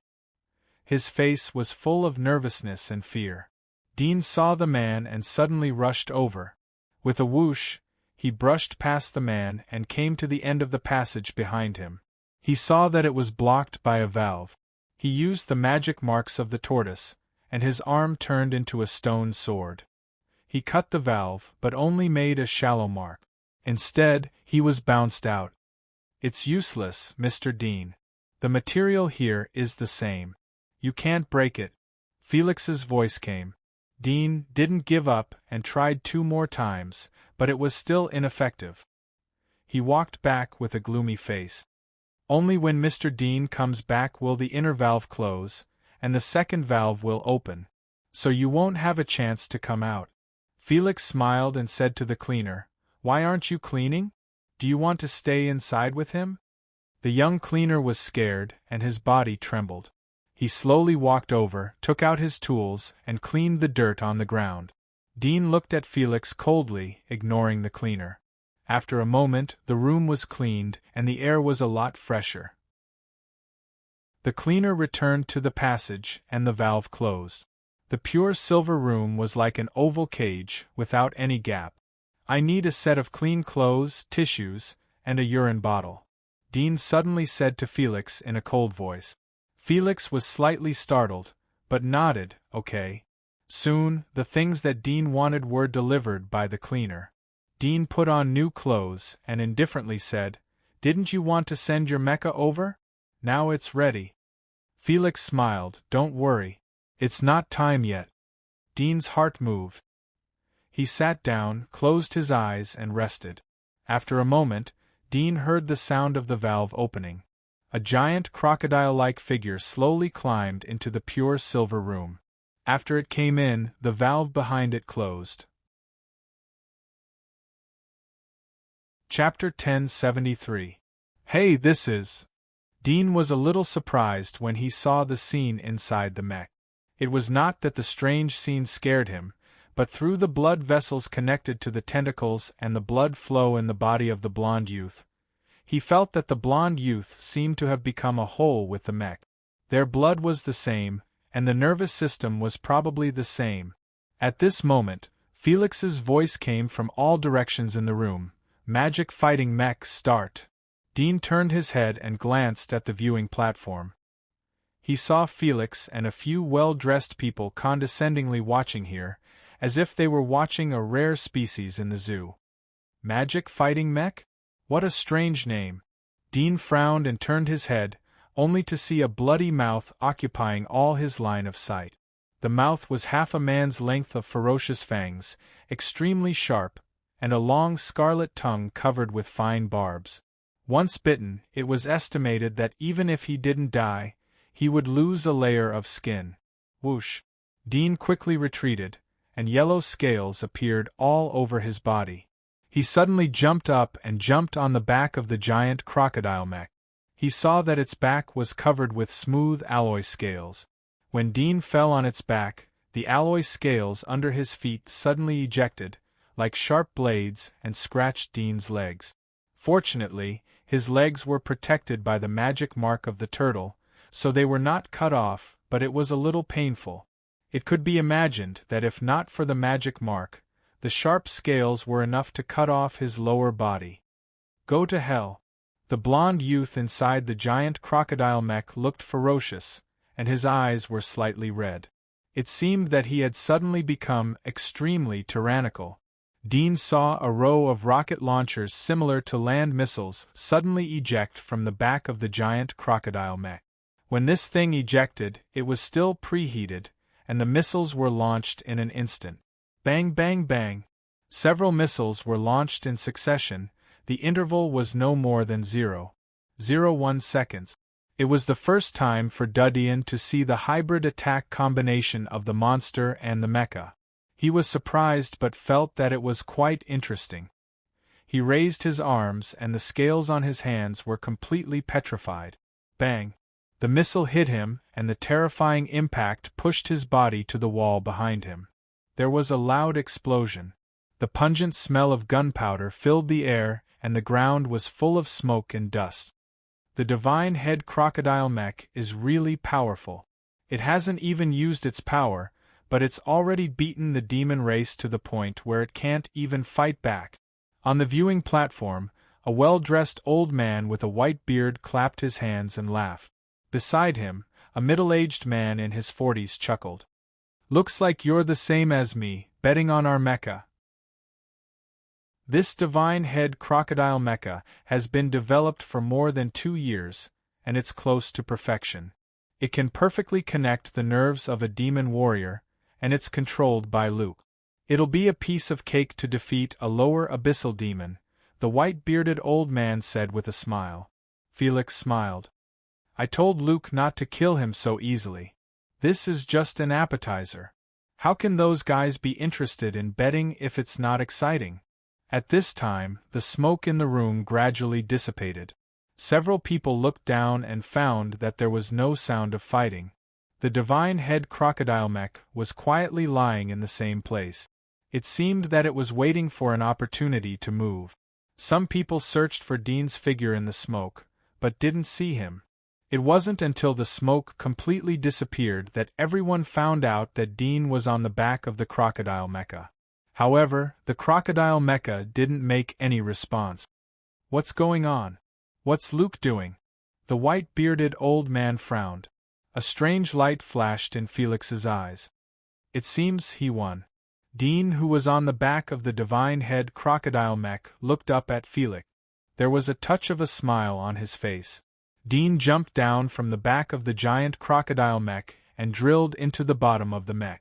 After a moment, he drilled out from the bottom of the mech with an unconscious figure in his hand. It was the operator of the mech, Luke. Thank you for the meal. Dudian smiled. Damn. The white-bearded old man was flustered and exasperated. What is Luke doing? How could he lose in such an inexplicable manner? Did he jerk off too much last night? Damn. Damn. How could the divine head crocodile mech lose? Someone was stunned. That damned Luke. I bet 5 million on him. Another middle-aged man was seething with killing intent, and his face was twisted with malevolence. Felix's eyes flashed. Interesting. Let the technical department analyze the situation inside and send it to everyone. Don't let them think that we're manipulating things behind the scenes. I'd like to see how the demons broke through our divine head crocodile mecha with the power of the lower abyss. President, I think we should execute Luke. Yes, he betrayed us. The white-bearded old man was the first to stand up. Felix glanced at them with an extremely indifferent look. It was as if he was looking at a few lowly worms in gorgeous clothes. He coldly snorted. Who can you blame if you bet on the wrong mech? Next time, keep your eyes open. Your loss is a small matter. If you can find the flaws of the divine head crocodile mech and improve it, then this loss is nothing. They didn't expect that the usually gentle Felix would change his face. But they knew that the young man was ruthless and not a good person. They immediately nodded. But there was some dissatisfaction in their hearts. They didn't lose money. "Mr. Dean, the battle is over. Please hand over Luke and the mech. We'll send people to clean it up. I hope you can cooperate." Felix turned to Dean and said. Dean sneered, "Since you have entered my territory, the things are mine." He didn't look back as he dragged Luke into the divine head crocodile mech. As soon as they entered the mech, Dean patted the blond youth named Luke to wake him up. Luke saw that Dean was grabbing his shoulder. His face was pale with fright. He trembled. Why are you here? You haven't fully used the power of the mech, right?" Dean's eyes were extremely cold. He didn't hide his killing intent. "Can you use the ability of your magic marks through the mech?" Luke's heart pounded wildly when he saw Dean's terrifying killing intent. He wanted to resist, but the hand on his shoulder squeezed his bones to the point of breaking them. Moreover, through the energy index detected on the mech, he knew that Dean was an existence of the abyss level. He was naturally very clear about the hierarchy of the demon race. In front of Dean, his own combat power was like a baby in front of a strong man. He had no strength to speak of. Chapter 1074. Hearing his words, Dean knew that his guess was right. This mecha was a hybrid product of the monster's body and machinery. The role of these magic marks mecha operators was equivalent to the heart of this monster mecha. He seemed to see the original intention of Hosk's company to develop these mecha. The powerful monsters were hunted in the dark areas outside the city.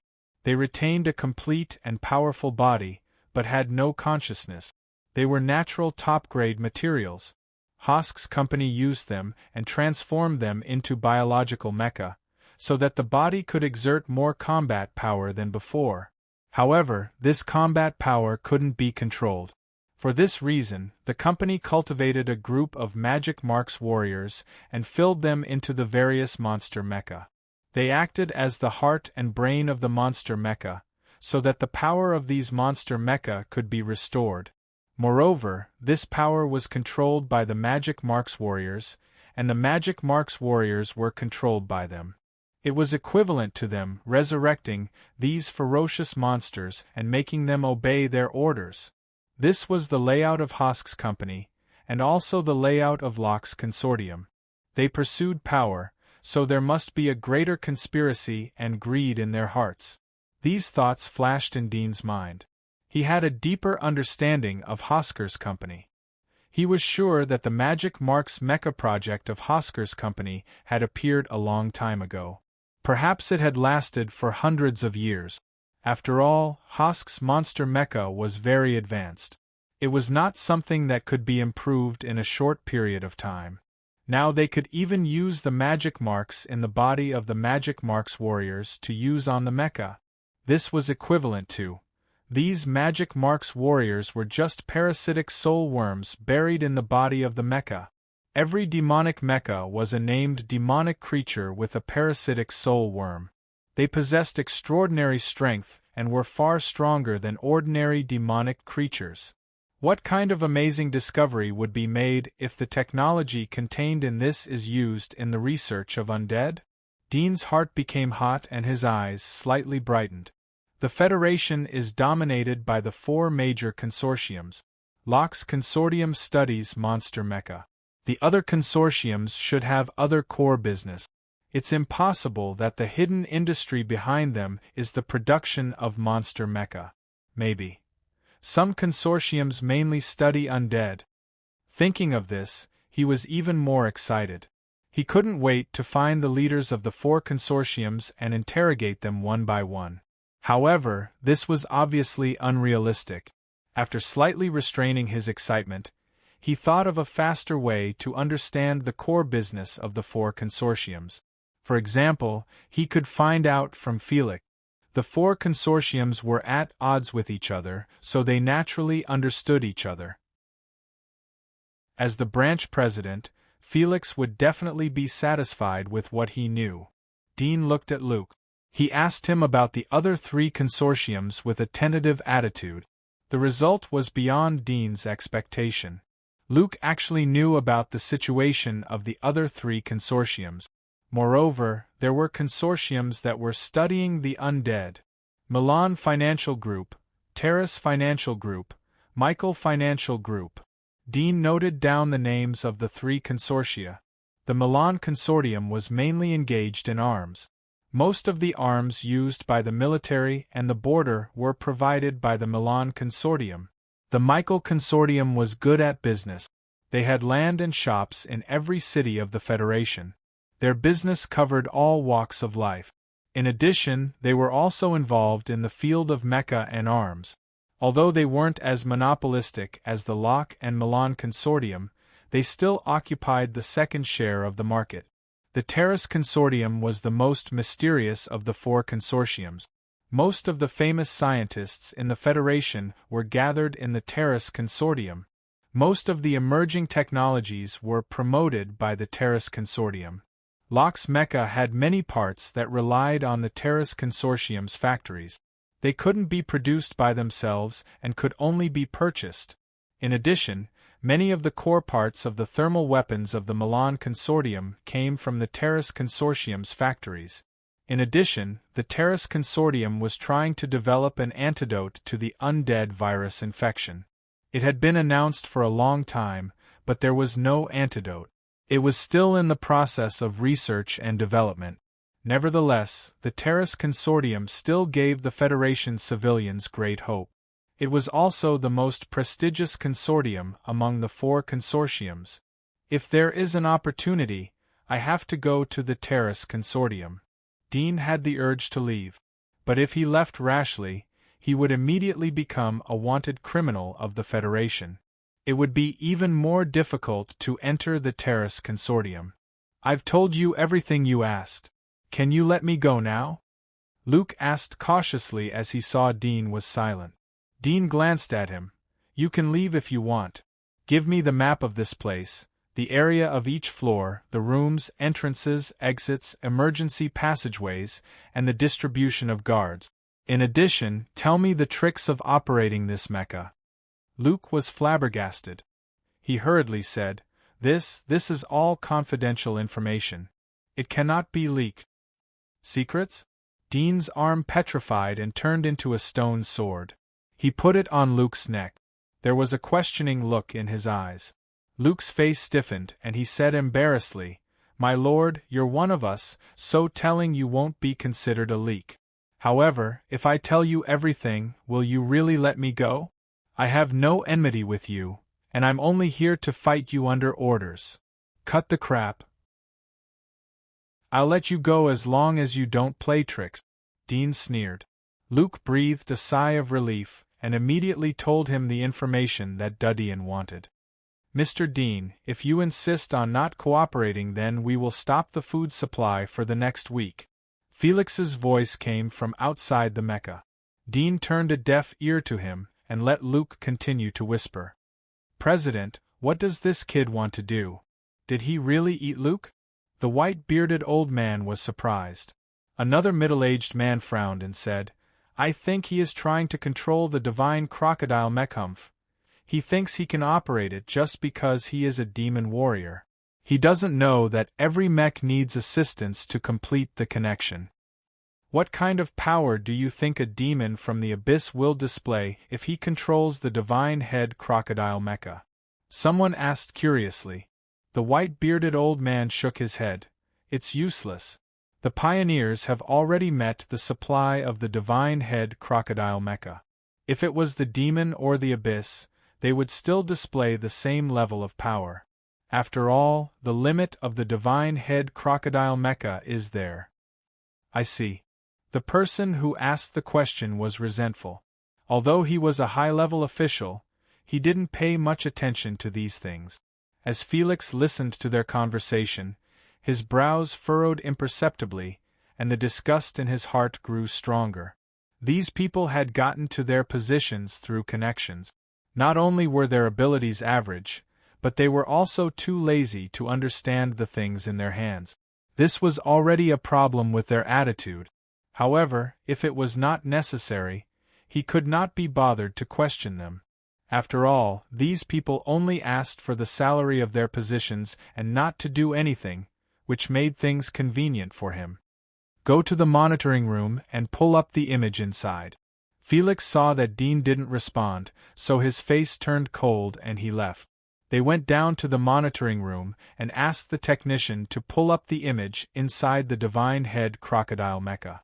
They saw Dean and Luke sitting in the command room of the divine head crocodile mecha, which was the ventricle of the divine head crocodile mecha. Dean was holding several connected pipes in his hand. He looked up and down as if he was studying it. Sometimes he petrified his arm into a sword and pierced it into the mecha to see the internal structure. Sure enough, he is studying the mecha. Felix slightly narrowed his eyes. This kid thinks he can learn how to operate the mecha like this? He is too naive. The white-bearded old man couldn't help but sneer. This kid is disobedient. We should give him a taste of suffering. Otherwise, no one will be willing to go in and fight. Another person said. Chapter 1075. Dean visited the interior of the magic crocodile for a while. He felt that it was roughly the same as what he had seen with his X-ray vision. There was no secret in his eyes. He felt that if he had the corresponding mechanical parts and a little more time, he could complete the assembly. He could even transform a living monster into a hybrid mechanical mecha. If such a mecha appeared in the giant wall, it would be enough to create a terrifying army. Dean thought. He suddenly remembered that when the Federation attacked the War God's Wall, in addition to the mecha, the vanguard was a large number of monsters. Those monsters were real monsters. It seemed that the Federation should have some means to drive these monsters, and there should be some connection with this magic crocodile mecha. Sir, Luke's legs were trembling. He looked at Dean and wanted to cry but had no tears. Dean glanced at him and saw that he had asked all the questions. The latter was honest and didn't lie about the information. The description of the buildings on each floor was similar to what he had seen with his X-ray vision. Moreover, he also confessed that in addition to him, there was another real demon in the abyss. You can leave, Dean said. He suddenly changed the topic. But before you leave, say a few words to curse Felix. The more vicious the better. It's best to harm your family. Luke was stunned. Curse President Felix? Yes. Why? Luke was at a loss. Dean was speechless. This Westerner's brain was a bit straight. Don't worry so much. After we leave, if anyone asks what we are doing inside, just say that we are studying the mecha and want to operate the mecha to escape from here. As for anything else, don't say a word. Although Luke's reaction was slow, he immediately came to his senses after hearing Dean's words. Dean was forcibly tying him to the same boat. Once he responded to Dean's strange questions, Dean would also bring out the words he cursed at Felix. Even if Felix knew that he was being forced, but it was a fact that he cursed Felix, and there would be no good fruit to eat in the future. However, even if I curse here, no one will know. Luke could not help but heave a sigh of relief. At this time, Dean suddenly chiseled a bloody hole in the cockpit of the magic crocodile. He drilled into the hole and found a huge loudspeaker. Behind the loudspeaker were several palm-sized trumpets. Dean dismantled the trumpets. In front of Luke's puzzled eyes, he dismantled the wires and energy blocks. A moment later, a chic recorder was assembled by Dean. Hello. Dean tried. The tape recorder also made a hello sound. Luke's jaw dropped and his eyes widened. You can say it. Dean looked at Luke. How did you do it? Luke looked at Dean as if he had seen a ghost. The shock in his heart was extreme. In his eyes, the bloodthirsty and ferocious demons naturally made people feel that the civilization was low and barbaric. But Dean used the roaring speaker in the mecha to assemble a recorder. Even a student of the Federation University would find it difficult to do this. It's not difficult, just a little modification, Dean said casually. In addition to the restoration of the magic crocodile's throat, there was also a huge loudspeaker installed in the body of the magic crocodile, which recorded the voices of all kinds of fierce monsters. The purpose might be to intimidate other real monsters. He only needed a little modification to be able to use it as a recorder. Luke was stunned for a moment, somewhat speechless. Under Dean's intense gaze, he could only bite the bullet and curse a few times at Felix. Not ruthless enough, such as the death of the whole family, the bankruptcy of the Locke Consortium, and so on, Dean said. Luke's mouth twitched. If he really said that, once the recording was exposed, he would absolutely die without a burial place. Even if Felix could tolerate him, the Locke Consortium would not allow him to live in this world. Can you change it? No. I really can't say that. Okay. A moment later, Luke's voice was played from the recorder, cursing the Locke Consortium and Felix. Dean listened to the original words and nodded with satisfaction. You can leave. Luke covered his red and swollen face and looked at Dean with resentment. He turned around and hurried out of the magic crocodile to call for help. Soon, Felix sent people to pick up Luke, and sent 2 moving armors to drag the magic crocodile away from the ground. He also sent a lot of people to clean up the scene. Throughout the whole process, one of the 2 valves was always closed, so Dean couldn't take the opportunity to leave. Mr. Dean, since you didn't cooperate, I can only give you a taste of bitterness. I hope we can have a pleasant cooperation next time. Felix looked down at Dean with a subtle smile on his face, and then turned to leave. Then Dean suddenly felt a pungent smell spray out from all around the room, like a faint fog, enveloping the whole room. The smell was full of rancid feces and fishy. It was disgusting. Dean frowned slightly. Although he expected Felix to punish him, he didn't expect it to be such a child's play. But in order to prevent the other party from further excessive actions, he pretended to be very uncomfortable, covered his nose, and curled up on the ground. In the following days, Dean found that no more food was put in, and the pungent smell was taken back after a day, sucked away through the vent.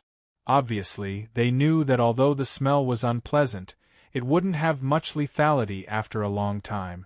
At night, a strange harsh sound suddenly rang in the pure silver room, making Dean unable to sleep. Dean suddenly felt that the person who designed this cage was a bit childish. Could this be considered a punishment? He didn't sleep all night, and only fell asleep the next day when the sound disappeared. But as soon as he fell asleep, the harsh sound rang again. Dean didn't feel irritated when he woke up. Instead, he was a bit surprised. He didn't expect that the other party could not only monitor him, but also detect his physical state. I don't know what I told Luke before, do they know? Dean's thoughts turned to this, and then he thought that the next time they sent someone in, he could catch that person and ask if Luke was okay. He continued to lie on the ground, closed his eyes, and pretended to sleep. But the harsh sound didn't continue to ring. Dean suddenly understood. It seemed that this instrument detected whether he was sleeping or not through his physical state, and it looked quite high-end. Chapter 1076. It sounded complicated to wake up the body and make the consciousness dormant, but it was very simple to do. Dean closed his eyes and calmed his thoughts. He stood up from the ground and slowly lifted one foot to stand on one foot. After the posture stabilized, his consciousness slowly entered sleep. Soon he fell asleep, but his body still maintained the posture of standing on one foot. In order to maintain the balance of one foot, his body instinctively maintained a slight state of tension. This sleep was very comfortable. When Dean opened his eyes, he still didn't hear the harsh sound. He couldn't help but smile. It seemed that the detection device wasn't that high-end.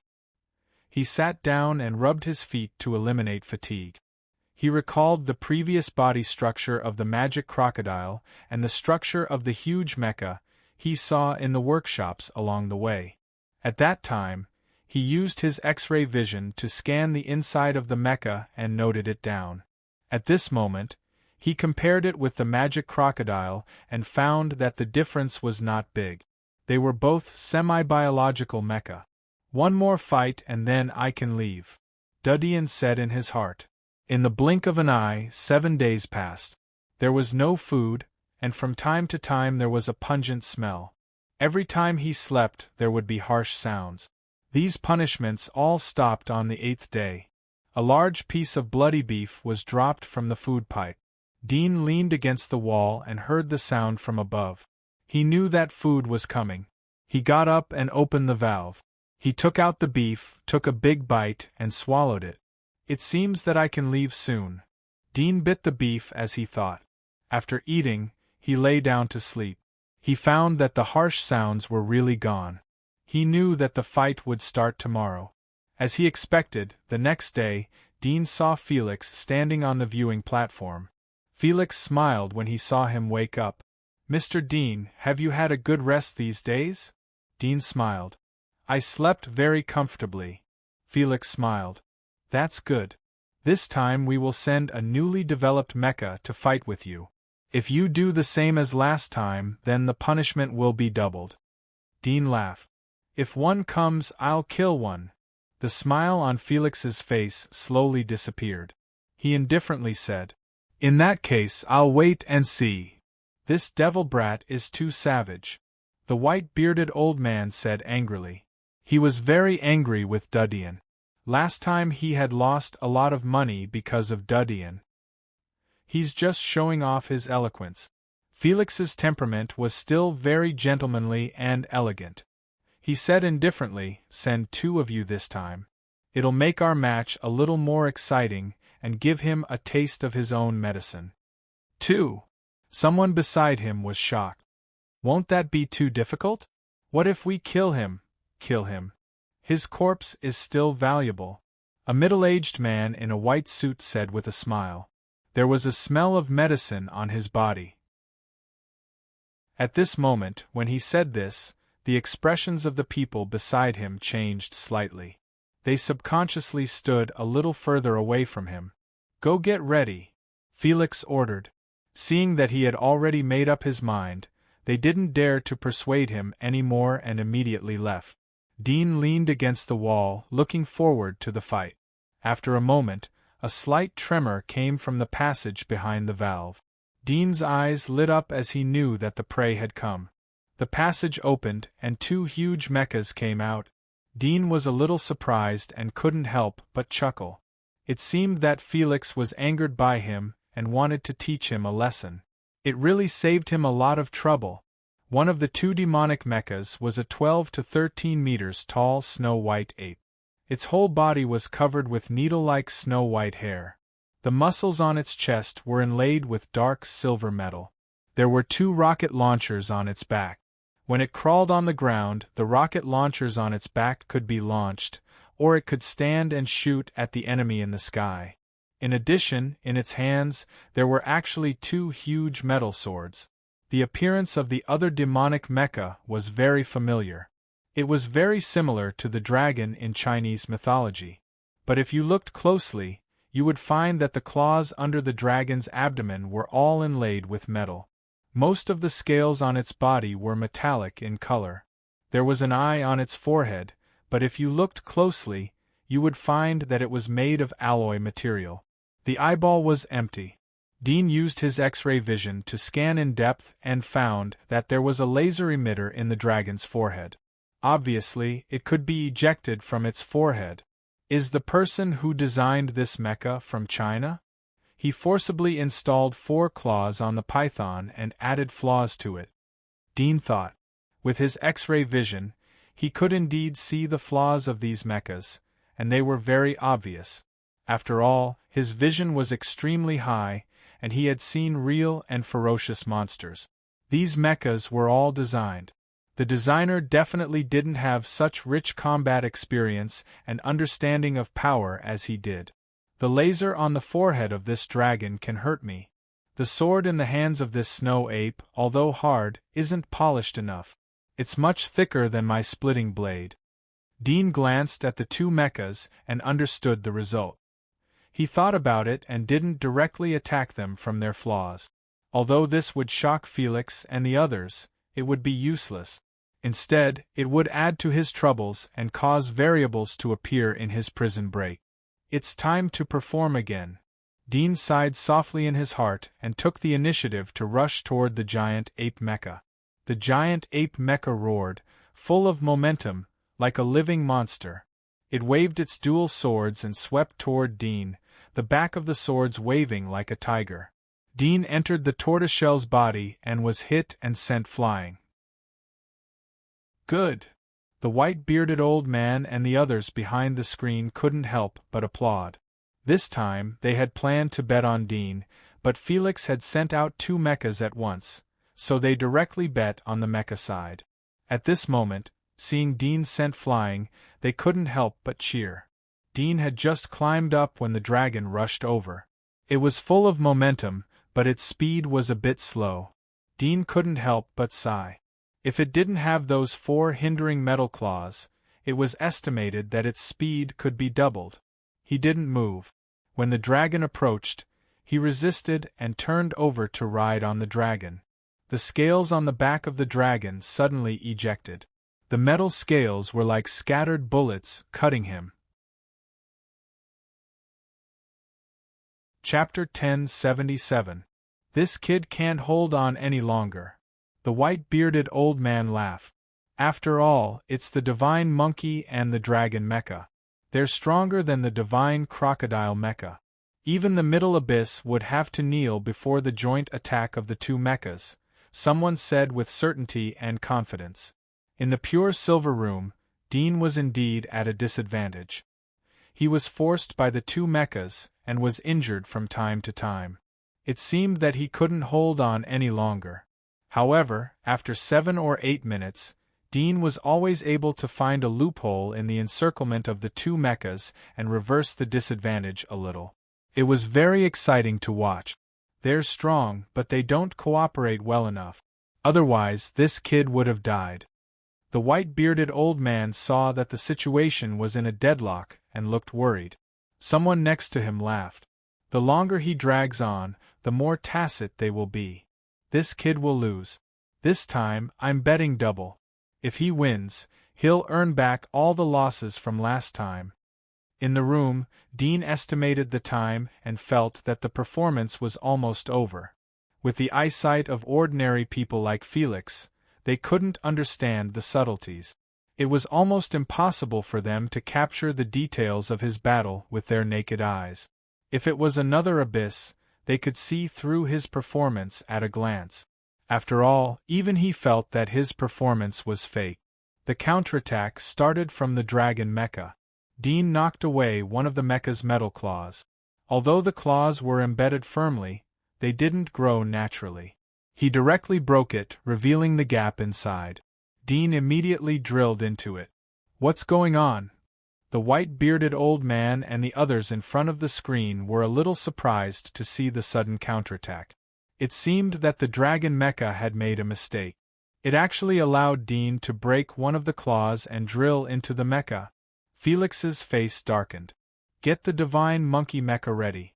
If the dragon is in danger or out of control, kill it immediately. At this moment, the dragon mecha suddenly stopped moving.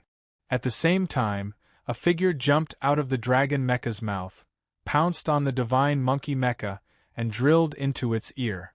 The divine monkey mecha wanted to dig Dean out, but it didn't take long before its body fell to the ground. The victory and defeat were over in the blink of an eye. There was no fear stool.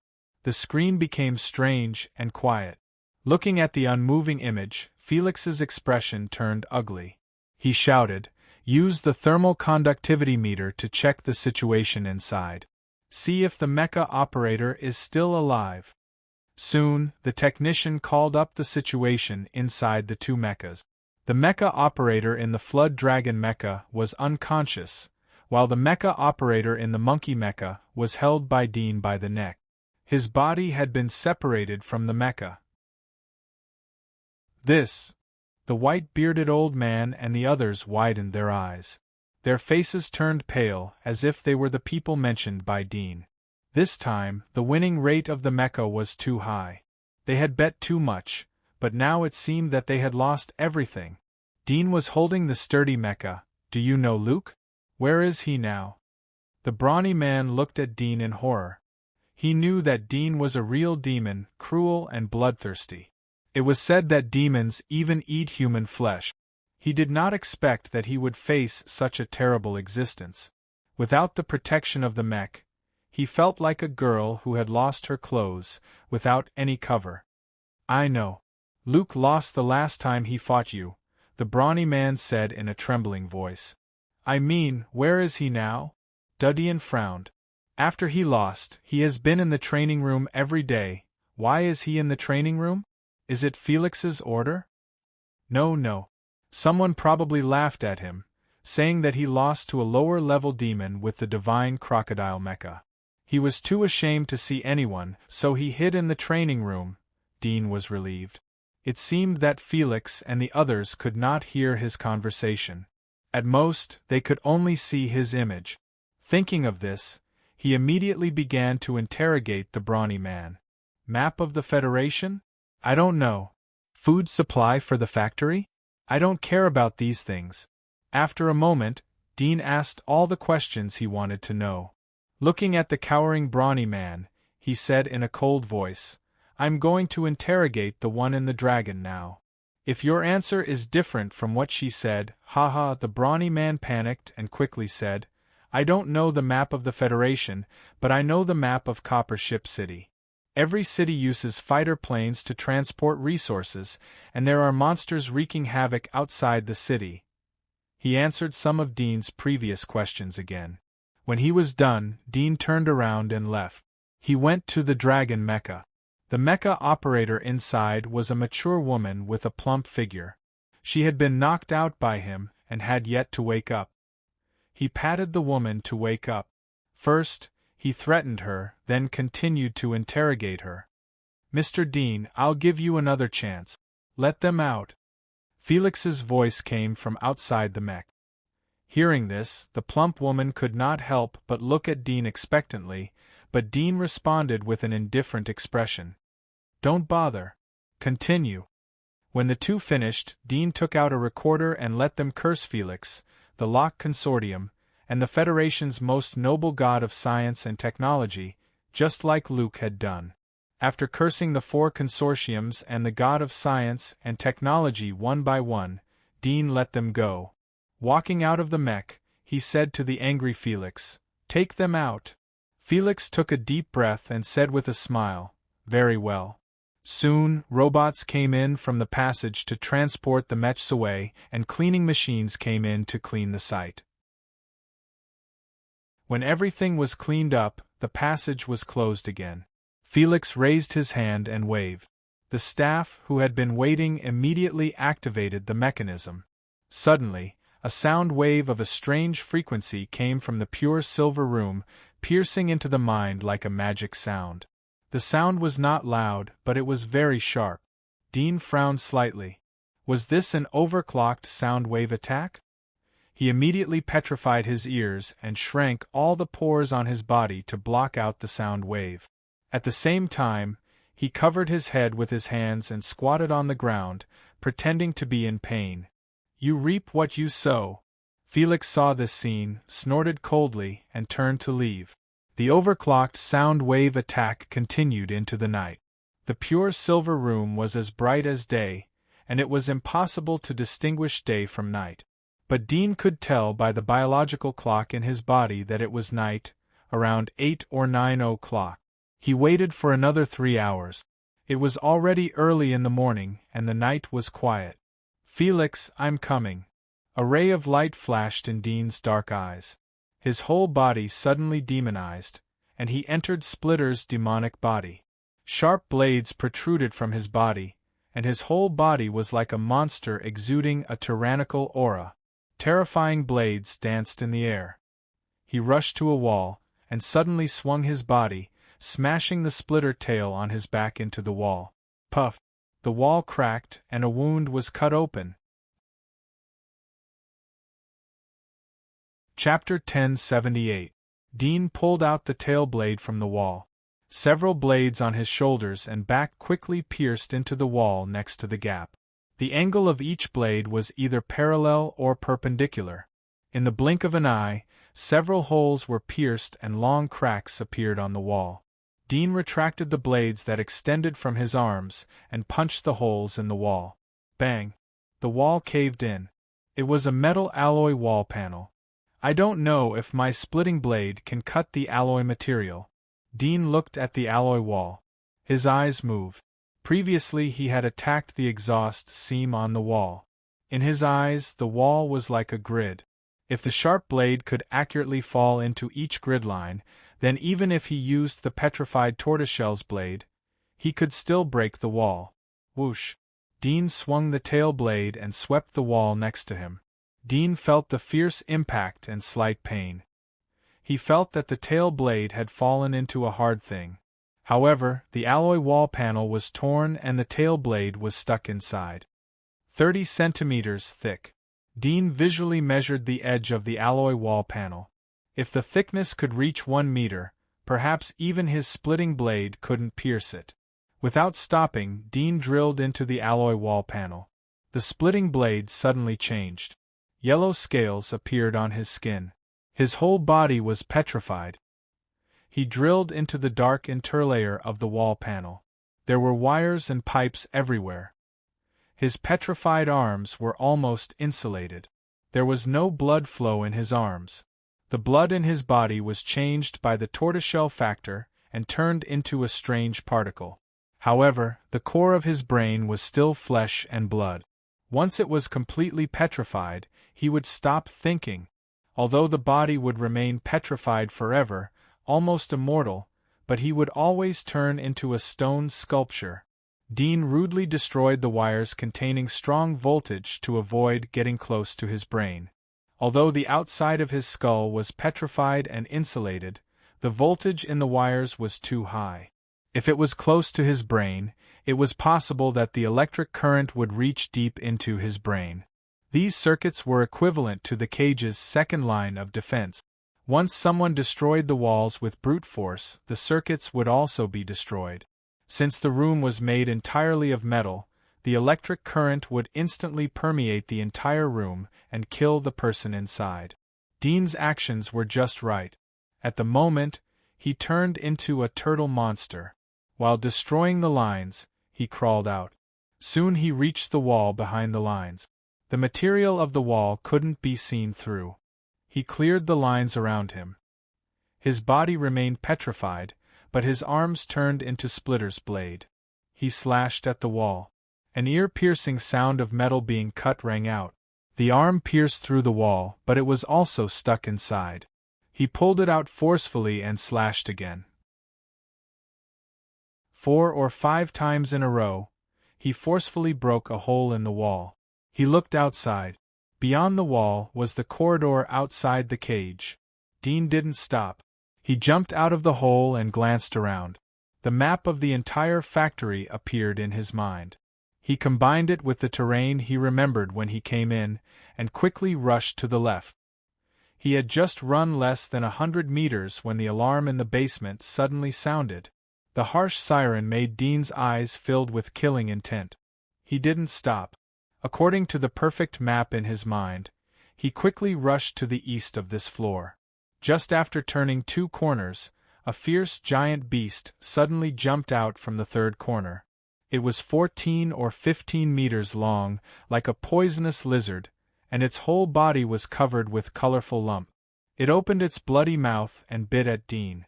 Dean seemed to have expected it. His body petrified, and several splitter blades ejected from his back and shoulders. They danced quickly. Dean rushed out from the top of the bloody mouth. His body was stained with blood. He landed on the back of the lizard mech. Stepping on the smooth metal scales, he quickly rushed back, as if he was desperately escaping. The operator of the lizard mech was dumbfounded. He didn't expect that his best mech would be directly torn by Dean in the case of a sneak attack. He controlled the mech to turn around, but saw that Dean's back had disappeared. It was too late to chase him. Although the mech could still fight without its head, its combat ability was greatly weakened. Many circuits in its head were destroyed, making some weapon systems unable to start. This is the devil who fought with Luke and the others? Whoosh! In the blink of an eye, Dean rushed to the east side of the factory. A figure appeared in his golden eyes. His eyes slightly narrowed, and his tyrannical aura became stronger. He was like a beast crawling and jumping. In the blink of an eye, he rushed to the front of a suspended room built on a metal frame. There were a few coffee tables outside, and the floor was made of wood. There were also a few pots of flowers next to it. It was very comfortable to dress up in the room. Dean kicked the door open, and a harsh alarm sounded at the door. His tail blade pierced through the door, and the alarm stopped abruptly. Bang! A scorching light beam suddenly shot over. Dean tilted his head slightly and dodged it. The room was dark. Felix had already woken up when he rushed over. As he kicked the door open, he climbed out of bed, but he didn't turn on the lights. Instead, he reached for a laser gun next to the bed and shot at the door. This kind of adaptability was extremely outstanding for an ordinary person. However, with his night vision, he could see all of Felix's movements clearly. He easily dodged the bullet's trajectory. Dean didn't approach slowly like a cat playing with a mouse. Instead, he flashed in front of Felix in an instant. The black mucus on his knife-like arm faded, revealing his pale arm. He grabbed the back of Felix's neck with one hand and lifted him off the bed. At the same time, a sharp blade rolled on his shoulder. With a cold flash, the gun in Felix's hand fell, and so did the hand that held the gun. It was cut off at the wrist. Felix, who had always been smiling and elegant, suddenly screamed. At this moment, there was no longer the slightest bit of calmness on the young man. His hair, which had been a little messy due to sleep, coupled with his screams, looked a little hysterical and embarrassed. Dean untied the magic splitter on his body, and green scales suddenly grew on one of his arms. This was another of his poison magic marks, and it had hallucinogenic and paralyzing effects. His fingernails gently scratched Felix's wound. Felix immediately felt a cool sensation on his broken wrist, and the burning pain actually disappeared. He opened his mouth and froze for a moment before he reacted. He turned to look at Dean, and his face became extremely ugly. "What do you want? Aren't you curious how I got out?" Dean's pale golden eyes looked a little demonic in the darkness. "Curiosity won't help. You kidnapped me. Do you want to use me as a hostage to let you leave?" Felix took a deep breath and said, "If that's the case, then I promise you that I won't announce your information. You can leave here, and no one will know. I'll also help you fix the identity verification loophole that was exposed when you sneaked into the military. You can mix in the Federation, and no one will know of your existence. It's really easy to talk to a smart person." Dean felt that relieving the pain in his arm was the right choice. He smiled and said, "But I don't want to leave for the time being. The environment here is good, and I like it." Felix couldn't help but be stunned. His eyelids gently twitched as he said, "I know that I was rude to you before, and I hope you don't take offense. I think my attitude is pretty good. If you have any needs, we can discuss it. Killing me won't do you any good. I'm not threatening you. I just want to say that keeping me alive can meet more of your needs." Chapter 1079. Felix's mouth twitched slightly as he listened to the loud alarm outside. He knew that if he did as Dean said and dismissed the guards who were alarmed by the alarm, he would really fall into the palm of Dean's hand. Who knew how this bloodthirsty demon would treat him? He would never believe that Dean wouldn't retaliate. However, in the current situation, he had no choice but to be obedient. Felix's brain worked extremely fast to think of a way to escape, but under Dean's coercive gaze, how could he come up with any ideas in just a few seconds? He could only nod and say, "I know.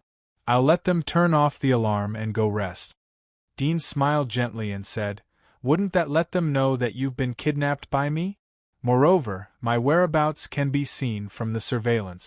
They will immediately investigate the surveillance and know that I'm here. Do you think they will surround this place and try to rescue you? Then I'll accidentally kill you in the process of their rescue? Felix suddenly felt a chill down his spine and cold sweat appeared. He asked, Then how should I say it? You should understand. Dean's expression was indifferent. Now is the time to test whether you're obedient or not. Your performance will determine whether I let you live or die. If you want to live, you only need to pay your loyalty. Loyalty? Felix heard this word. In his mind, this word had always had a derogatory meaning. A knight's loyalty to a noble was loyalty, while a subordinate's loyalty to a king was loyalty. Without exception, those who gained and gave their loyalty would always have a superior and subordinate relationship. Because of this, he had never been loyal to anyone. It was because he had never placed anyone else in his eyes. Even those with illustrious statuses, in his eyes, were just stepping stones that he would surpass sooner or later. I know. Felix felt as if his voice was squeezed out of his throat. He took a deep breath and seemed to have made a difficult decision. He said, I'll let all the 3-star and below mecha operators return to their posts and let 2 4-star mecha operators come to rescue me. This way, the others will also be relieved of their concerns. Then, when the 2 5-star mecha operators come over with their mechas, you can take me as a hostage and force them to stop attacking. Then, you can take the opportunity to defeat or kill them. After that, I'll announce that you've perished together with the mecha operators. This way, your existence will be invisible, and no one will notice you. Dean's eyes lit up as he heard Felix's words. He nodded slightly. Yes, they are coming. Felix was relieved to see Dean agree. He sneered in his heart and immediately cooperated with Dean. Both of them went out of the room. Felix was held hostage by Dean as he gave instructions. Immediately, a factory security supervisor stood behind a few mechas and shouted, President, don't compromise, we will immediately find a way to rescue you, this demon will definitely not escape. Felix almost blew his top when he heard that. He said in exasperation, Compromise my ass. Letting so many people surround me and cause trouble, are you trying to get me killed? If you don't do as I say, I'll fire you immediately. The supervisor was shocked and didn't dare to hesitate anymore. He quickly gave instructions. Although with his experience as a guard, this approach was very unwise, Felix was in the hands of the demon, so he had no choice but to compromise. Soon, the surrounding mechas gradually retreated. Before long, Dean saw 2 mechas rushing over, and in the mechas sat 2 Dominator-level pilots. Obviously, these 2 were the 4-star mecha operators here. Dean took a deep breath. From Luke and the other 2, he learned that the strongest mecha operators cultivated in this factory were 4-star, and their combat power was enough to rival the Lord of the Abyss of the demon race. Haas Company also had 5-star mecha operators, but in the headquarters, their strength was comparable to the King's. Of course, this was Luke's concept. In fact, they hadn't fought against the kings of the Empire, but only analyzed and compared from the data. Let them go to the first floor, Dean said to Felix in a cold voice. Felix was startled, and his heart suddenly turned cold. He knew what Dean was thinking. He originally planned to use the hands of these 2 4-star mecha operators to get rid of Dean, but he didn't expect that Dean wanted to take him directly away from here. Once they left, with the pursuit of the 2 4-star mecha operators, Dean would obviously throw away this burden, and it was very likely that he would be killed casually. While Felix's face was cloudy, Dean's fingers touched the back of his neck. His sharp nails cut through the skin, and Felix shivered. He gritted his teeth and passed on Dean's words. The others watched helplessly as Dean took Felix away. After reaching the first floor, Dean proposed to go to the ground. Felix had expected this, so he could only do as he was told. After going to the ground, sure enough, Dean grabbed Felix and ran away. "Save me!" Felix shouted in a hurry. The two mechas immediately chased after him, extremely fast. However, Dean stimulated the splitter magic body, and the blade-like wings behind him flapped. His speed was no slower than the mechas, and in the blink of an eye, he was hundreds of miles away from the factory. Dean ran all the way to the wilderness. Felix, who was in his hand, had already been knocked unconscious by the strong wind during his sprint. When he reached a basin, Dean put Felix on the ground. He wanted to directly throw him down, but he was afraid that Felix's bones were weak and he would directly fall to his death. After putting Felix down, Dean quickly turned back. A red gem appeared on his forehead like a demonic eye. Heat gathered, and suddenly a ray flew out from his forehead, hitting the chest of one of the mechas. With a bang, the chest of the mecha was shot through, but in front of the place where the pilot was sitting, there was a metal plate blocking the ray. Dean frowned and sighed in his heart. It was night time, and there was no sunlight. The effect of his sun beast's ray attack was less than 30% of the usual, and it actually couldn't kill the pilot in the mecha. It's too exhausting to force it. Such a thought flashed in Dean's mind. He turned around, lifted Felix, and slapped him awake. Looking at the bewildered Felix, he quickly lifted him up and said, "Tell them to stop attacking." Felix's brain was buzzing, but after being lifted up by Dean, the cold wind blew, and he immediately woke up. This won't do." Felix's face was pale, and he no longer maintained his gentlemanly demeanor. Dean said in a cold voice, "If you don't talk, then die." His nails pierced into Felix's flesh. In the end, Felix was, after all, the second generation of a rich family. Although he had an excellent education since childhood, and had seen many bloody experiments, he himself had not suffered much. At this moment, he was in so much pain that he wanted to die from Dean's nails. He quickly said, I'll talk. After that, he immediately shouted out Dean's word. The two mechas rushed in front of Dean and stopped when they heard the words. Looking at Felix in Dean's hand, the two mecha operators inside the mecha hesitated. You're tuning in to the Phoenix Knights YouTube channel. Don't forget to subscribe and join us on this journey to catch the most captivating stories.